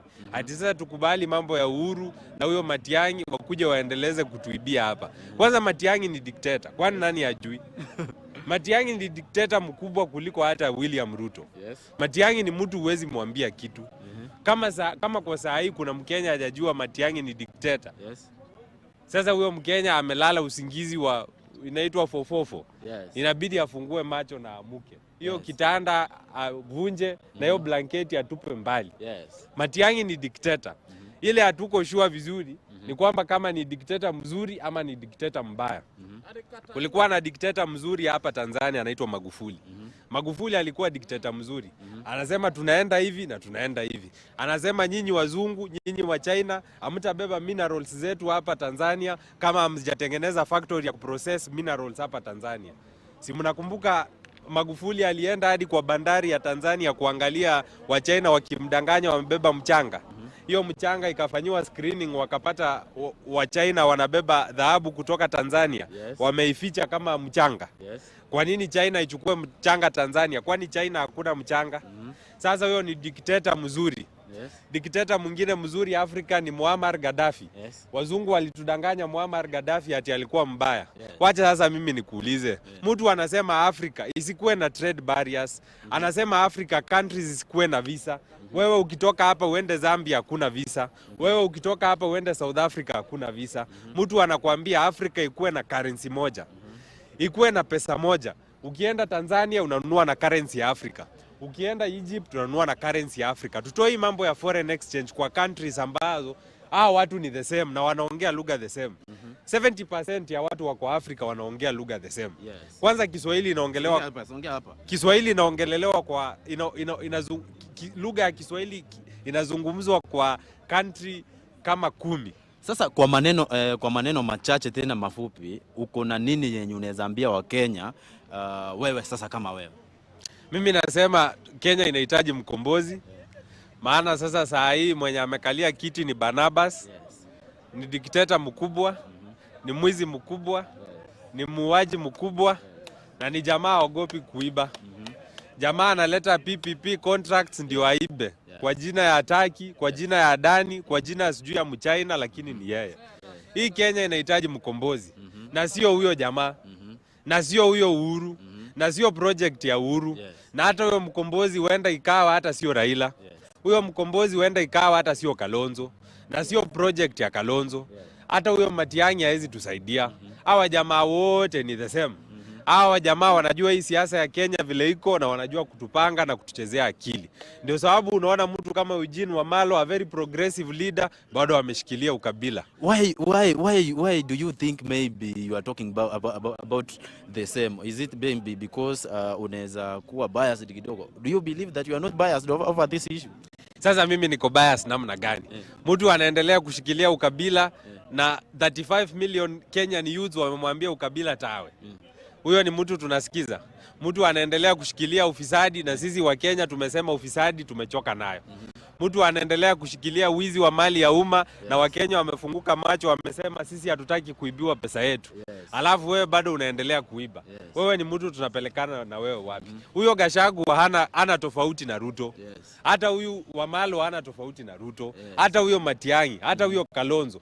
Kama wanapenda ukabila, kama bado wanaendelea na wizi, kama wanaendelea na hiyo utapeli, na kama bado wanaendelea na ufisadi, hawa jamaa wote ni the same. Kwa nini sasa tuwachukue? Heri hata tusimamishe mtu hajawahi kuwa kwa siasa tupigie yeye. Hata huyu Maraga nasikia watu wanasema kidogo kidogo ni project. Hiyo inaweza nikwaza roho sana. Tunaweza taka watu kama Maraga wako na stand na wako na integrity. Lakini sasa tukisikia mtu amesema ati Maraga ni project ya sijui Ruto alimpea kazi. Ile siku tutapiga uchunguzi wetu vizuri na tuhakikishe na tujue kweli huyu Maraga ni project. Hata yeye hata kama tunampenda aje, tunamkataa. Sisi hatutapelekwa kwa shimo ingine tukiona. Ati tunasema ati heri huyu. Si nyinyi mlisema ati Raila na Uhuru wote ni the same. Huyu Ruto hako afadhali kwa sababu Ruto alijitoa kidogo kando, akaanza kupinga serikali akiwa ndani. Imagine mtu ni deputy president anakuambia president wake hawezi kazi, anakuambia serikali imeanguka, alafu anakudanganya wewe ati umpe yeye kura. Na walikuwa wanakula pamoja na walikuwa wanaiba pamoja. Hiyo upuzi ndio tutaenda kufanyiwa hapa mbele, tupewe project nyingine ambayo ni ya Uhuru ama project nyingine ambayo ni ya Ruto na tuipigie kura. Kupigia project kura ni kama kupigia mwenye amemtuma. Thank you so much. That was who? That was who? James Mulamba. That was James. So guys, here with me I have got a very also intelligent individual. It will be very good enough tungemsikiza. Hello sir. Mimi kwa majina naitwa Robert. Yes. Na ningependa kusema kwamba yes. Matiangi amekuja, yes. Na tunamkaribisha, yes. Na Matiangi nafikiri kuingia kwake kumeshtua Ruto sana. Kwa sababu Matiangi ule mtu Ruto anaogopa, one of the people ambaye Ruto anaogopa sana ni Matiangi. Na mwenzangu ameongea hapa na naona tukienda vile mwenzangu anasema hivyo, then tutakuwa na two candidates twingi kwa sababu hatutapata saint. Tunataka tupate Yesu. Tusimamisha against Ruto. Yes. Saint mwenye hajawahi tenda makosa yoyote. Hatutapata Kenya hii. Hata mimi mwenyewe. Yes. Mimi I'm not a saint. Yes. Niko na makosa. Lakini ile kitu nasema mtu ambaye ako na makosa but anaweza deliver. Kibaki asio ati Kibaki hakuiba. Kibaki aliiba but he delivered. All these people hakuna ule hawezi iba. Hakuna hata uweke Maraga, hata uweke nani, hakuna ule hata iba. But ile tunasema mtu wa kudeliver. Anaiba but ana deliver. That is the thing. Lakini tukisema tunataka saint Kenya hii, tunataka Yesu, hatutampata. So ama candidates wote tuwakubali. Tukubali Kalonzo ni candidate, tukubali Matiangi ni candidate, tukubali Maraga, tukubali wote. Alafu ikifika wakati tupige musasa, tukuja na mmoja, one among the best. Alafu hao wengine wa msapo, tukue flexible kwa mind. Why do you think, I want maybe to stress on this point yenye ndugu mmoja amekuwa hapa na akaambia wa Kenya. Why do you think people are still maybe in that nature ya kusema like Matiangi might be in fact he is responsible of the Rivayala incident. Unaweza sema nini kuhusiana na hilo? Let me tell you this. Kwamba Matiangi ni project ya Uhuru, wengine wanasema hivyo. Na si Raila alikuwa project ya Uhuru na tukapigia Raila kura. Tulikataa kupigia Raila kwa sababu alikuwa project ya Uhuru. Nani ambaye hakuangi project? Kwa candidates nani ambaye hakuangi project? Hakuna. Lazima candidate, kila candidate lazima anakuwa project ya mrengo fulani ama ya force fulani. Kitu ya pili, mambo ya Yala. Ati Matiangi aliua watu akaweka wapi? Yala. Siu President Ruto watu walimuaccuse mambo ya Kiambaa Church, mambo ya nini, but bado walimchagua. So why do we put very high standards for Matiangi ambazo hatukuwekea Uhuru na Ruto? Uhuru na Ruto walikuwa accused mpaka ICC na bado Wakenya wakawachagua. So kwa nini Matiangi ndio tunambagua? Kitu ya kwanza, kuna ushahidi kwamba Matiangi ndio alihusika katika vitu za Rivayala. Na kama Matiangi alihusika, deputy kwa hiyo serikali alikuwa nani? Deputy president. Si alikuwa Dr. William Samoei Ruto. Kama utashtaki Matiangi kwa mambo ya Rivayala, tunajua alikuwa anaripoti kwa Ruto kwa sababu tuliambiwa Uhuru alikuwa mlevi na Ruto ndiye alikuwa anaongoza. Kwa hivyo utapeleka mambo ya Yala, utapeleka Ruto na Matiangi kotini. Hakuna vile utapeleka Matiangi uache Ruto. Kitu ya tatu, nataka kusema hivi. Matiangi tumeona Uhuru, wacha nianzie kwa Kibaki. Kibaki he was not a religious person. Kibaki was not religious. Hata Kibaki kwenda kanisani alikuwa amekataa watu wa media wasimpige picha akiwa kanisani. Alikuwa anasema this is my private session with God. I am not working today as a president, I'm in church. So sitaki picha. He was not religious. Uhuru was not religious, but he had a religious deputy president. Uhuru was lemudak. Na alikuwa na religious deputy president ambaye alitumia religion kudanganya wa Kenya. Ruto is religious. Na anatumia religion. Unaweza pata Ruto mahali anaenda, anatoa 20 million kwa kanisa. Ijenge kanisa mzuri na shule iko hapo hapo kando ya hiyo kanisa, hiyo shule watoto wako chini ya miti. Mbona Ruto hawezi peana 20 million kwa shule? Kwa sababu anajua shule ni ya kutengeneza watu wakuwe were, lakini kanisa ni ya kutengeneza watu wakuwe waji. So afadhali ya promote kanisa. So kulingana na maoni yako unaona ni afadhali promote shule kuliko kanisa? Kulingana na maoni yangu, Ruto anajua ile kitu naweza tumia to manipulate slaves, kuwashika minds ni kanisa, sio shule. Hebu naomba tafadhali kwa maneno machache, kwa sababu kuna watu wengi na wanaweza tamani kuongea. Kwa maneno machache sana uambie Ruto kitu alafu umalizie Matiangi. Wacha niambie Dr. William wacha niambie Dr. William Samuel Ruto hivi. Bwana Rais, ukiwa incompetent, lazima watu wale wanafanya kazi chini yako wote watakuwa incompetent. Ukiwa kama wewe ni Ten Hag wa Manchester United, hata upewe Cristiano Ronaldo, upewe Mbappe, upewe nani, upewe Messi, upewe hao wote, kama wewe ni Ten Hag, hakuna siku Man U itabeba hata ile shield. Hakuna. Kwa hivyo Ruto ni kama Ten Hag. Hao watu wako chini yake wote lazima wakuwe ni competent. Mpaka CS Duale anasema hii serikali ina treat wagonjwa kwa mambo ya ugonjwa wa dialysis. Kuna ugonjwa unaitwa dialysis. Yaani hao watu wote ni competent. Kwa hivyo hakuna kitu Ruto atafanya. Na nimalize na Matiangi, niseme hivi. Dr. Fred Matiangi Okengo, tuliona vile alideliver. Tuliona yeye ndiye alimigrate Kenya kutoka kwa analog kuingia kwa digital. Tukajaribu kusema hatuwezi, akasema mutaenda. Na tumeona benefits ya digital. Hata ndio hii tuko nayo hapa. Matiangi ndio alileta hii. Hizi kamera mnaona hapa ni Matiangi ndio alileta.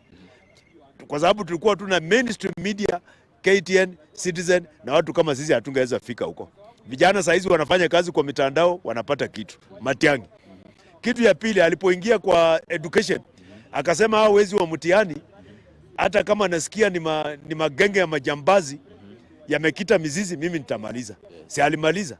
Ikawa mtoto anapata max ya uwezo wake. Matiangi alipoenda kwa interior, akadili na bandits, akadili na terrorists, akadili mpaka na kina Ruto, akasukuma Ruto nje ya serikali, akamwambia weka kando kwa sababu unaiba hapa sana. So Matiangi hata anaweza kuwa na ubaya wake, na kila binadamu ako na ubaya, but tuangalie uzuri wake. Matiangi ni mtu wa kudeliver. Asante.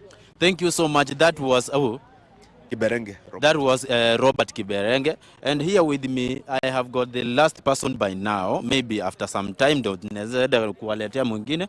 Kwa saa hii niko na mzee mwingine hapa who is very much determined. Hebu tumsikize. Unaitwa nani msa? Mimi naitwa Salim Ganga. You have got some maybe moments to share with you according to the homecoming of Matiangi. Yeah. Yes, you are welcome. Jambo la kwanza nimesema kwamba Matiangi tumekaribisha kwa shangwe. Yes. Na tunatamani tabia yako kwa watu wengi ambaye yuko hapo Kenya. Tunatamani vile ambaye umeingia, kwa sababu tayari tunakuona sama kama mwokozi. Yes. Kwa sababu kwa Wakenya wamevinywa sana, kama vile ambayo tulikuwa tumevinywa wakati wa education, na vile ambayo tulikuwa tumevinywa na analog, mpaka saa hii ukatuokoa. Kwa hivyo tunatamani utuokoe the whole country, kama vile ambaye tulikuwa umetuokoa katika hiyo mambo ya analog na mambo ya digital, na ukatuokoa mambo ya education. Vile ambayo tulikuwa na expect kwamba at Starehe Boys, Alliance High School, Mangu High School ndio wanastay kupata tukapata hata Mwala Secondary School inaweza kuwa na hata Nyakiminja inaweza kuwa na tukaelewa kwamba kumbe hao watu huwa wanaibiwa. Unaenda unalipia, alafu kisha baadaye wanafanywa brakadabra. Kwa hivyo hiyo jambo ulisababisha mpaka tukaelewa kwamba kumbe tulikuwa na vinywa, na tukaelewa. Na kwa sababu tumeona hiyo, tukaona kwamba wao wanaweza kundiliwa kuwa the best kiongozi. Kulingana na vile ambavyo tunaona watoto wengi wale ambao wanakutamani, especially Gen Z na hao wengine wanaitwa millennium, wameona kwamba wewe ndio the best person.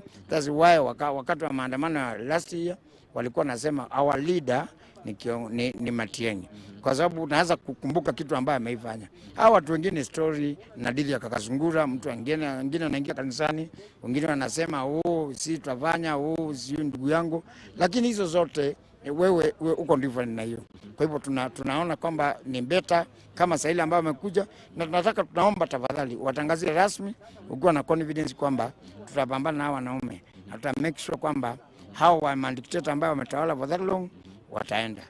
According to your information, do you really think that Matiangi should maybe be voted for a certain seat before maybe he could go and proceed for presidency? Because some of the individuals could ask, why are we going to vote somebody from nowhere to be a president na hajawahi kuwa hata governor, hajawahi kuwa hata MP? What can you maybe say about that? Sisi katika utawala tunaangalianga hata na Biblia, vile ambayo Biblia ilikuwa nafanya, ama vile Qur'an ilikuwa nafanya. Na tumeona vile wakati ambaye Mtume Muhammad sallallahu alaihi wasallam alikuwa anataka kufanya kazi mpaka Maka, alienda mpaka Medina, ndio akakuja, ndio akaonyesha kwamba sasa nimekuja purpose kwa sababu ya mambo, na watu wote wakawa Waislamu. Mpaka sasa Maka ikahesabiwa kama holy city. Je, baada hayo ukiangalia wakati Yesu alianza kazi yake, alienda mpaka hata kwa mlima, akaenda kwa mlima 4 days, ndio sasa akatoka hapo waonane na, kwa sababu una expect hao mashetani ambao wanakaa ndani ya nyumba ya baba ni lazima watolewe, na lazima watolewe na mtu mwenye nguvu. Wakati ile Matiangi ameamua kuwa kwamba anataka kuwa president, sasa si kasi tena, na si kwamba atakuwa kama chini ya mtu mwingine. Ameenda kwanza nje, akaenda akajiprepare, ndio asikie watu wanasema nini. Watu wamtamani, ni watu ndio wanamhitaji, si yeye anawahitaji. Na the meaning of the word leader ni lazima kuna watu na lead. Kuna watu ambao wanakuamini mambo unayozungumza ni ukweli, na wakiwa ndio wengi itakuwa ni hivyo. Wapende wasipende. Hii waves ambayo iko hao ambaye wanajidai kwamba wanajua, wakicheza naye itawapeleka mpaka mbali sana. Now, kwa maneno machache naomba tafadhali if possible uongeleshe Wakenya maneno machache sana, alafu muongeleshe Matiangi bado umalizie, uongeleshe Rais Ruto alafu malizie Matiangi. Kwa Kenya nataka kuambia hivi, hii ni wakati ambao tunastahili kama tunataka uongozi bora. Hauwezi kuwa na kiongozi ambaye hata kwao mahali ambaye ametoka unaona watu wanakata mwili wao uuze. For example, hebu imagine ukiona watu kama wanaamua kutoa kidney. Je, hii mambo mengine wametoa ngapi? Kama mtu ametoa kidney na hii vitu zetu za wanaume ni gani iko mbali kutoa? Na unafikia kama watu over 300 walitoa kutoka Wasinigishu na wakauza. Je, waliuza kwa sababu ya kupenda? Utakata mwili wako, kipande ya mwili wako kama sikio ama mguu uuze ni kupenda? Kwa sababu una otherwise. Na hiyo ni kuonyesha kwamba hiyo utawala wa Ruto, hiyo ilikuwa ndio kuonyesha menemele tekeli pelezi. Ufalme wako uliisha na kugawanya kitambo. Na hiyo story imeisha. Hii hadithi ambaye Wakenya wanastahili uelewe kwamba hii hadithi ambayo amekuwa akifanya naye si kwamba ni kupenda kwake Ruto, lakini kwa sababu alikuja na njia ya kudanganya kwamba ametumwa na Mwenyezi Mungu. Naye Mwenyezi Mungu alikuwa anataka kuonyesha watu kwamba sio mimi nilikuwa nimemtuma. Ndipo unaona amemwanika. Anamwanika kila jambo anayefanya, kila step anayefanya inafanyika haibu. Wakienda mahali kama ni kutembea anafuata na waizi. Kwao inaonyesha vile ambayo watu wanauza kidney. Hiyo na mambo kama haya ambayo yanafanyika nyumbani kwake. Hiyo ni kuonyesha kwamba ufalme wake umeisha. Kwa hivyo kwangu kama Wakenya tuna make sure kwamba this is the time of ile ambayo inajirudia ile 2002. Na nadhani tayari imeanza. Ambaye watu waliungana na wakasema basi wacha tuonane na mzee. Na mtu wote ambaye alishirikiana na Moi, hata kama ana makosa, tayari alikuwa mmoja wao. Kwa sababu in politics, enemy of your enemy is your enemy of your enemy is your friend, and a friend of your enemy is your enemy. Kwa hivyo anybody atashirikiana na Ruto, hata kama watatembea siku moja tu wakienda kanisani wakasalimiana, hata yeye, kwa sababu huyu ni adui wetu. Kwa sababu kama wewe ndio shida kwetu na ule ambaye mnashirikiana naye pia ni shida kwetu. Kwa hivyo hiyo tumemaliza naye. Ya pili, nataka kuambia Mheshimiwa Ruto. Yes. Mheshimiwa Ruto, ningependa kuambia kama ndugu yangu, bila ubaya, mimi sina chuki na wewe, lakini ukweli ni Mungu na Mungu ni ukweli. Nataka nikuambie neno moja, fanya kama Jona. Jona wa Biblia wakati alirealize hii meli na sink kwa sababu yake, aliambia watu acheni kutupa vitu zenu, fanyeni jambo moja rahisi, nichukueni mimi nitupe kwa bahari. Mimi ndio problem, mimi ndio nimekosea Mungu. Na akatupa kwa bahari na meli kaacha kusink na wakaendelea safari yao. Kwa sababu alikuwa amekataa, akatupwa mahali ambaye Mungu alikuwa amesema.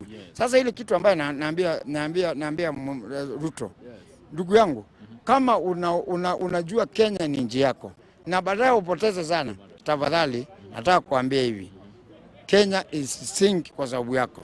Jitoe kama mwanaume, nenda kupumzika kwako, hakuna mtu atakuuliza swali, kwa sababu wewe siku benda kwako hauna hekima na Mungu ndio amekunyima hekima. Kwa sababu ya uongo yako, mdomo yako ni ya kuongea uongo. Namalizia na Mheshimiwa Matiangi. Namalizia na Mheshimiwa Matiangi na kumwambia ni kwamba kuanzia wiki hii ijayo,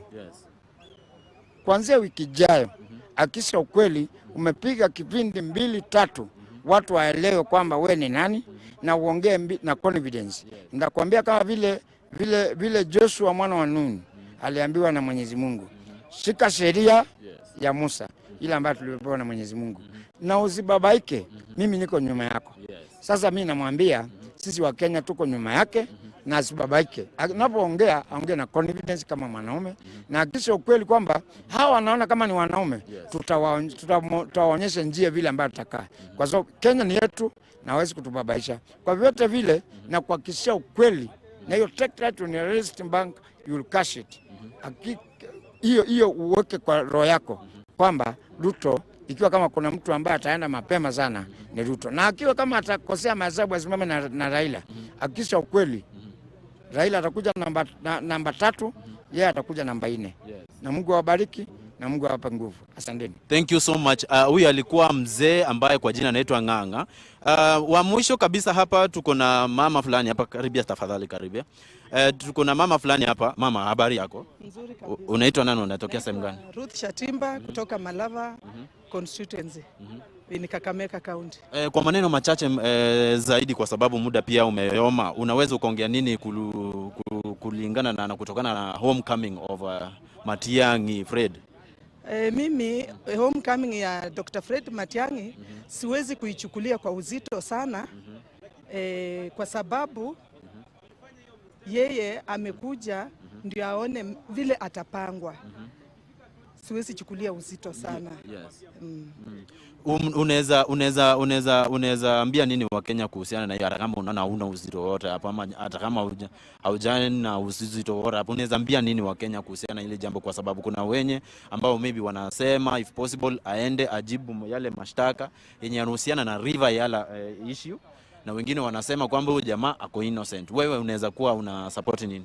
Mimi naweza ambia wa Kenya ya kwamba hata Fred Matiangi mwenyewe vile amefika hachasema ataania urais.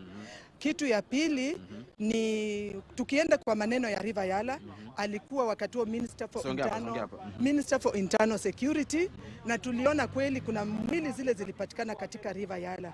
Hata tukirudi nyuma, iko uwezekano ya kitu 50% ya kwamba yeye pia alichangia wakiwa kwa serikali ya Uhuru Kenyatta, ndio nalaumu wa kwanza sababu huyu alikuwa mfanyikazi wake.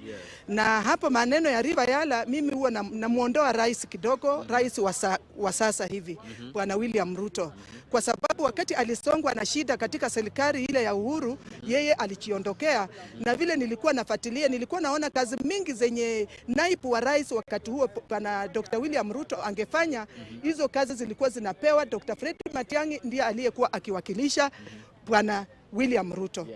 Sasa kwa hiyo ya mambo ya River Yala, ni mwenye achukuliwa hatua ni Uhuru Kenyatta akiwa na Fred Matiangi, pamoja na huyu Natembeya wakati alikuwa commissioner Rift Valley. Yes. So jambo la mwisho kabisa ambalo unaweza ukajulisha Wakenya ni jambo lipi? Jambo la mwisho kabisa, wale ambao wako opposition wasikuwe na furaha kupita kiasi, kwa sababu vile ninaona tayari nimeona kwa online tayari Kachako anasema Matiangi apangwe akuje, sisi tushajipanga, atatuchoi ni nyuma.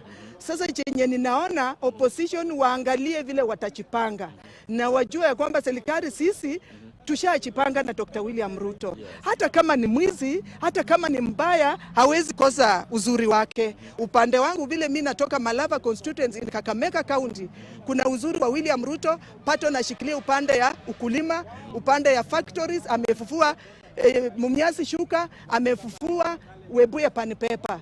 Ukulima iko juu. Sasa mahindi ilikuanga korokoro moja kitu 200 ama 180. Sasa Malava kwetu mahindi ni 110 shilingi 110, which means upande wa agriculture ako sawa. Sasa chenye naomba Wakenya wakuwe na subira uvuta heri, na wape Dr. William Ruto bado tamu yake ya kuwa ofisini bado ako na miaka 2.5, huenda akaperform, akajaribu kupunguza hiyo tax. Mambo ya uchumi ndio tunalia. Dr. William Ruto mahali huko, mambo tu ya uchumi jaribu hapo urudishe chini kabisa, lakini uongozi wako iko sawa, na usipapaishwe na Dr. Fred Matiangi.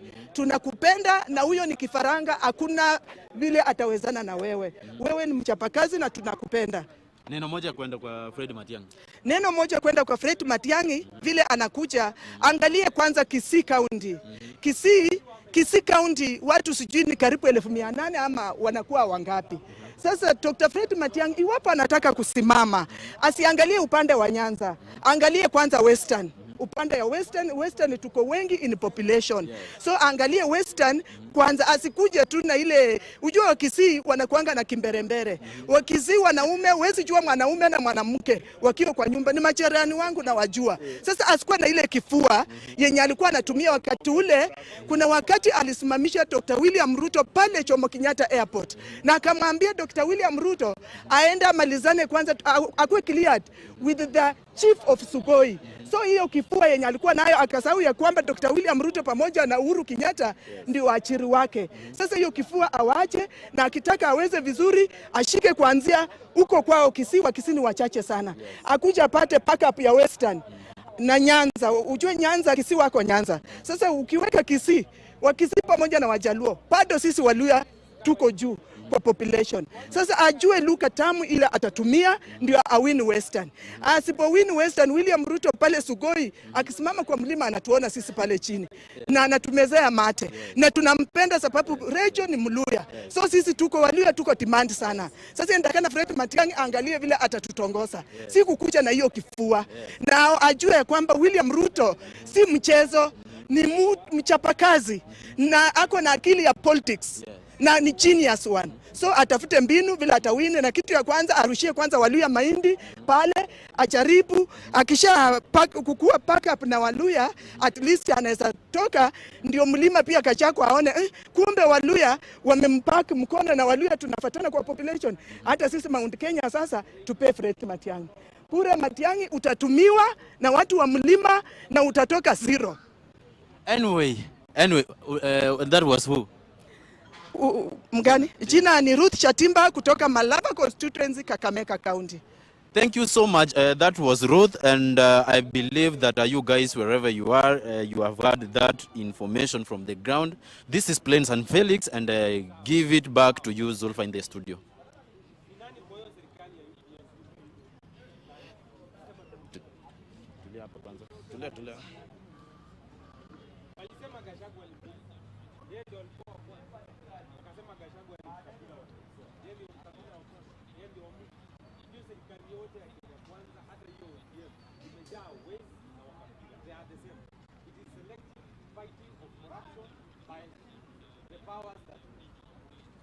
Kwa sababu labda Wamatangi na Ruto wasikizani wakamtumia Yesu.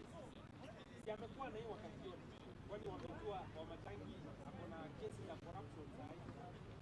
Wamatangi amekuwa governor 2022 hawakuweka kwa. 2023 hawakuweka kwa. 2024 wakati Ruto ameenda kulaunch project huko Central.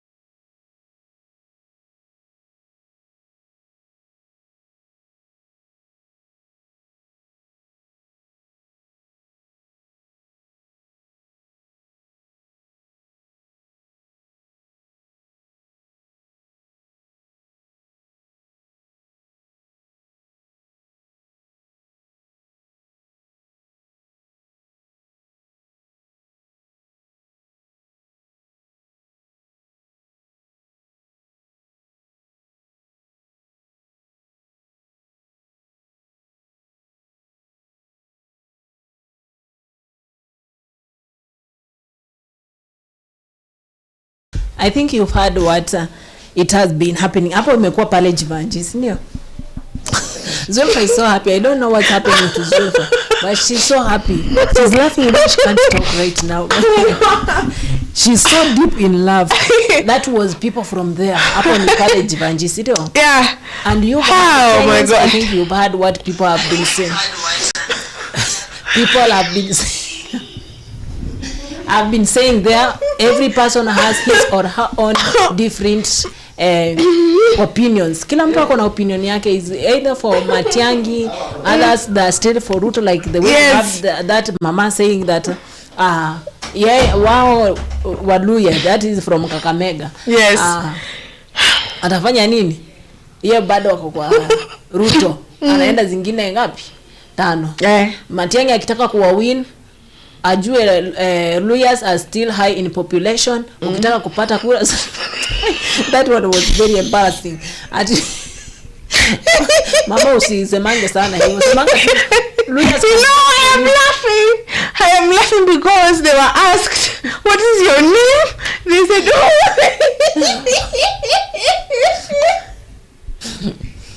but who you what is your name? Who you know fellow na for the alikuwa our person on the field alikuwa amesahau in the first place alisema jina, so hata huyu akushikanisha anasema ni jina ya Matiangi ama ni yangu ama ni ya Ruto. Nani mimi. But it has made my day. It has made my day. It has made my, I can't even speak, man. What? It has been so good, guys. Now, kila mtu amesikia. Oh my God, I don't know. I'm feeling nini. You are sweating. I don't know. I don't know. You feel like your fingers or your hands.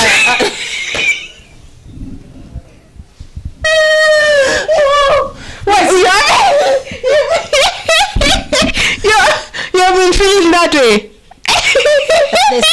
I always feel like I don't I think kuna venye unasikianga ukicheka sana mikono ama the fingers zinakuwa. Is it that you've been feeling that? Not now. Yeah, maybe.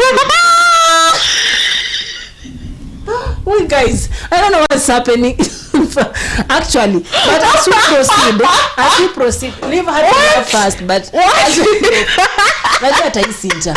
you've been feeling that way. You've been feeling like that all that time that you've been there. You've been feeling like that, like you have a tingly sensation in your body. Oh my God. Guys, can we to laugh? I don't know. I'm feeling, I don't know. Something is happening. Aish. Oh, you guys have commented. Let me tell you, I just love today, okay? I just love today. Ooh, yes. The ladies was asked. She was asked. Nimekuongelesha wewe. Nimekuwa nikiongea nawe. So ule wakati ambapo unakuuliza what is your name, then you say who. What is your name? Na tena unauliza nani?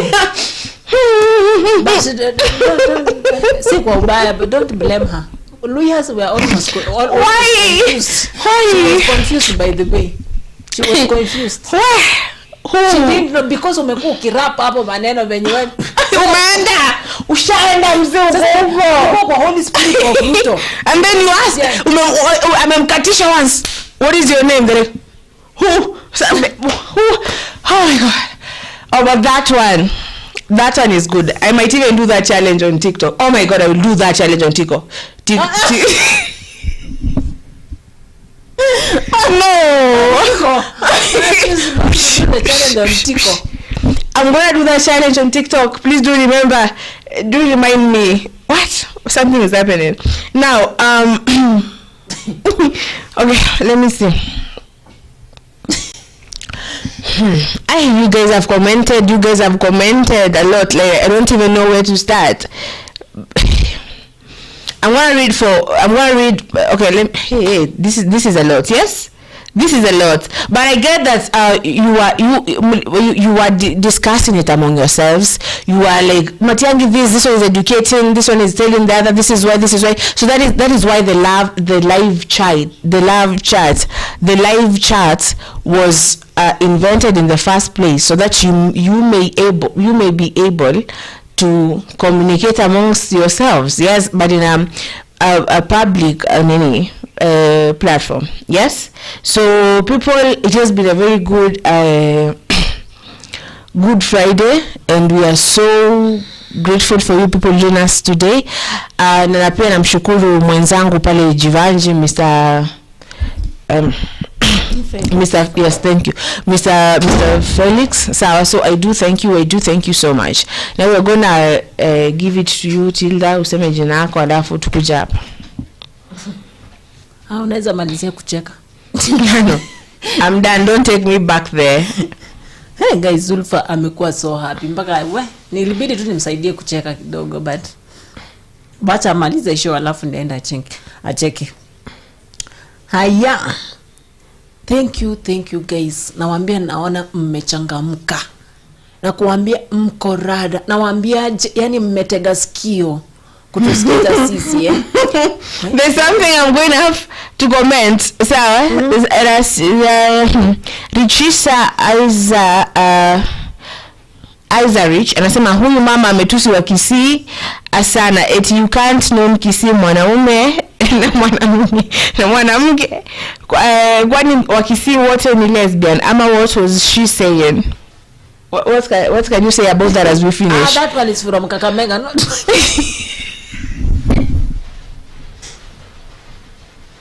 not my place.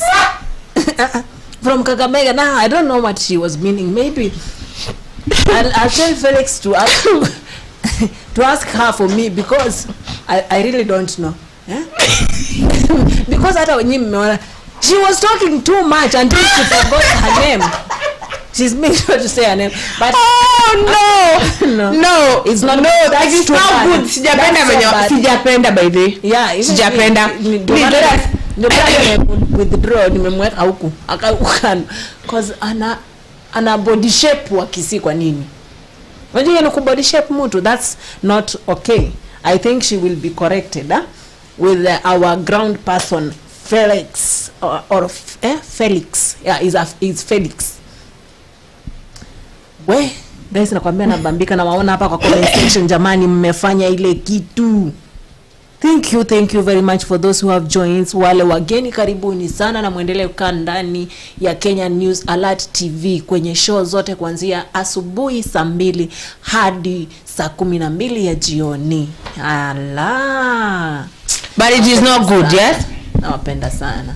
It is not good. So we love you so much. Let us meet here tomorrow. We thank you for the support, Gypsy, because today Gypsy awarded 5 people the membership of Kenya News Alert. Yes, and that is the best thing to happen to me this year. So thank you so much, Gypsy. I've been your host Zulfa. Tupatane hapa kesho majaliwa, inshallah.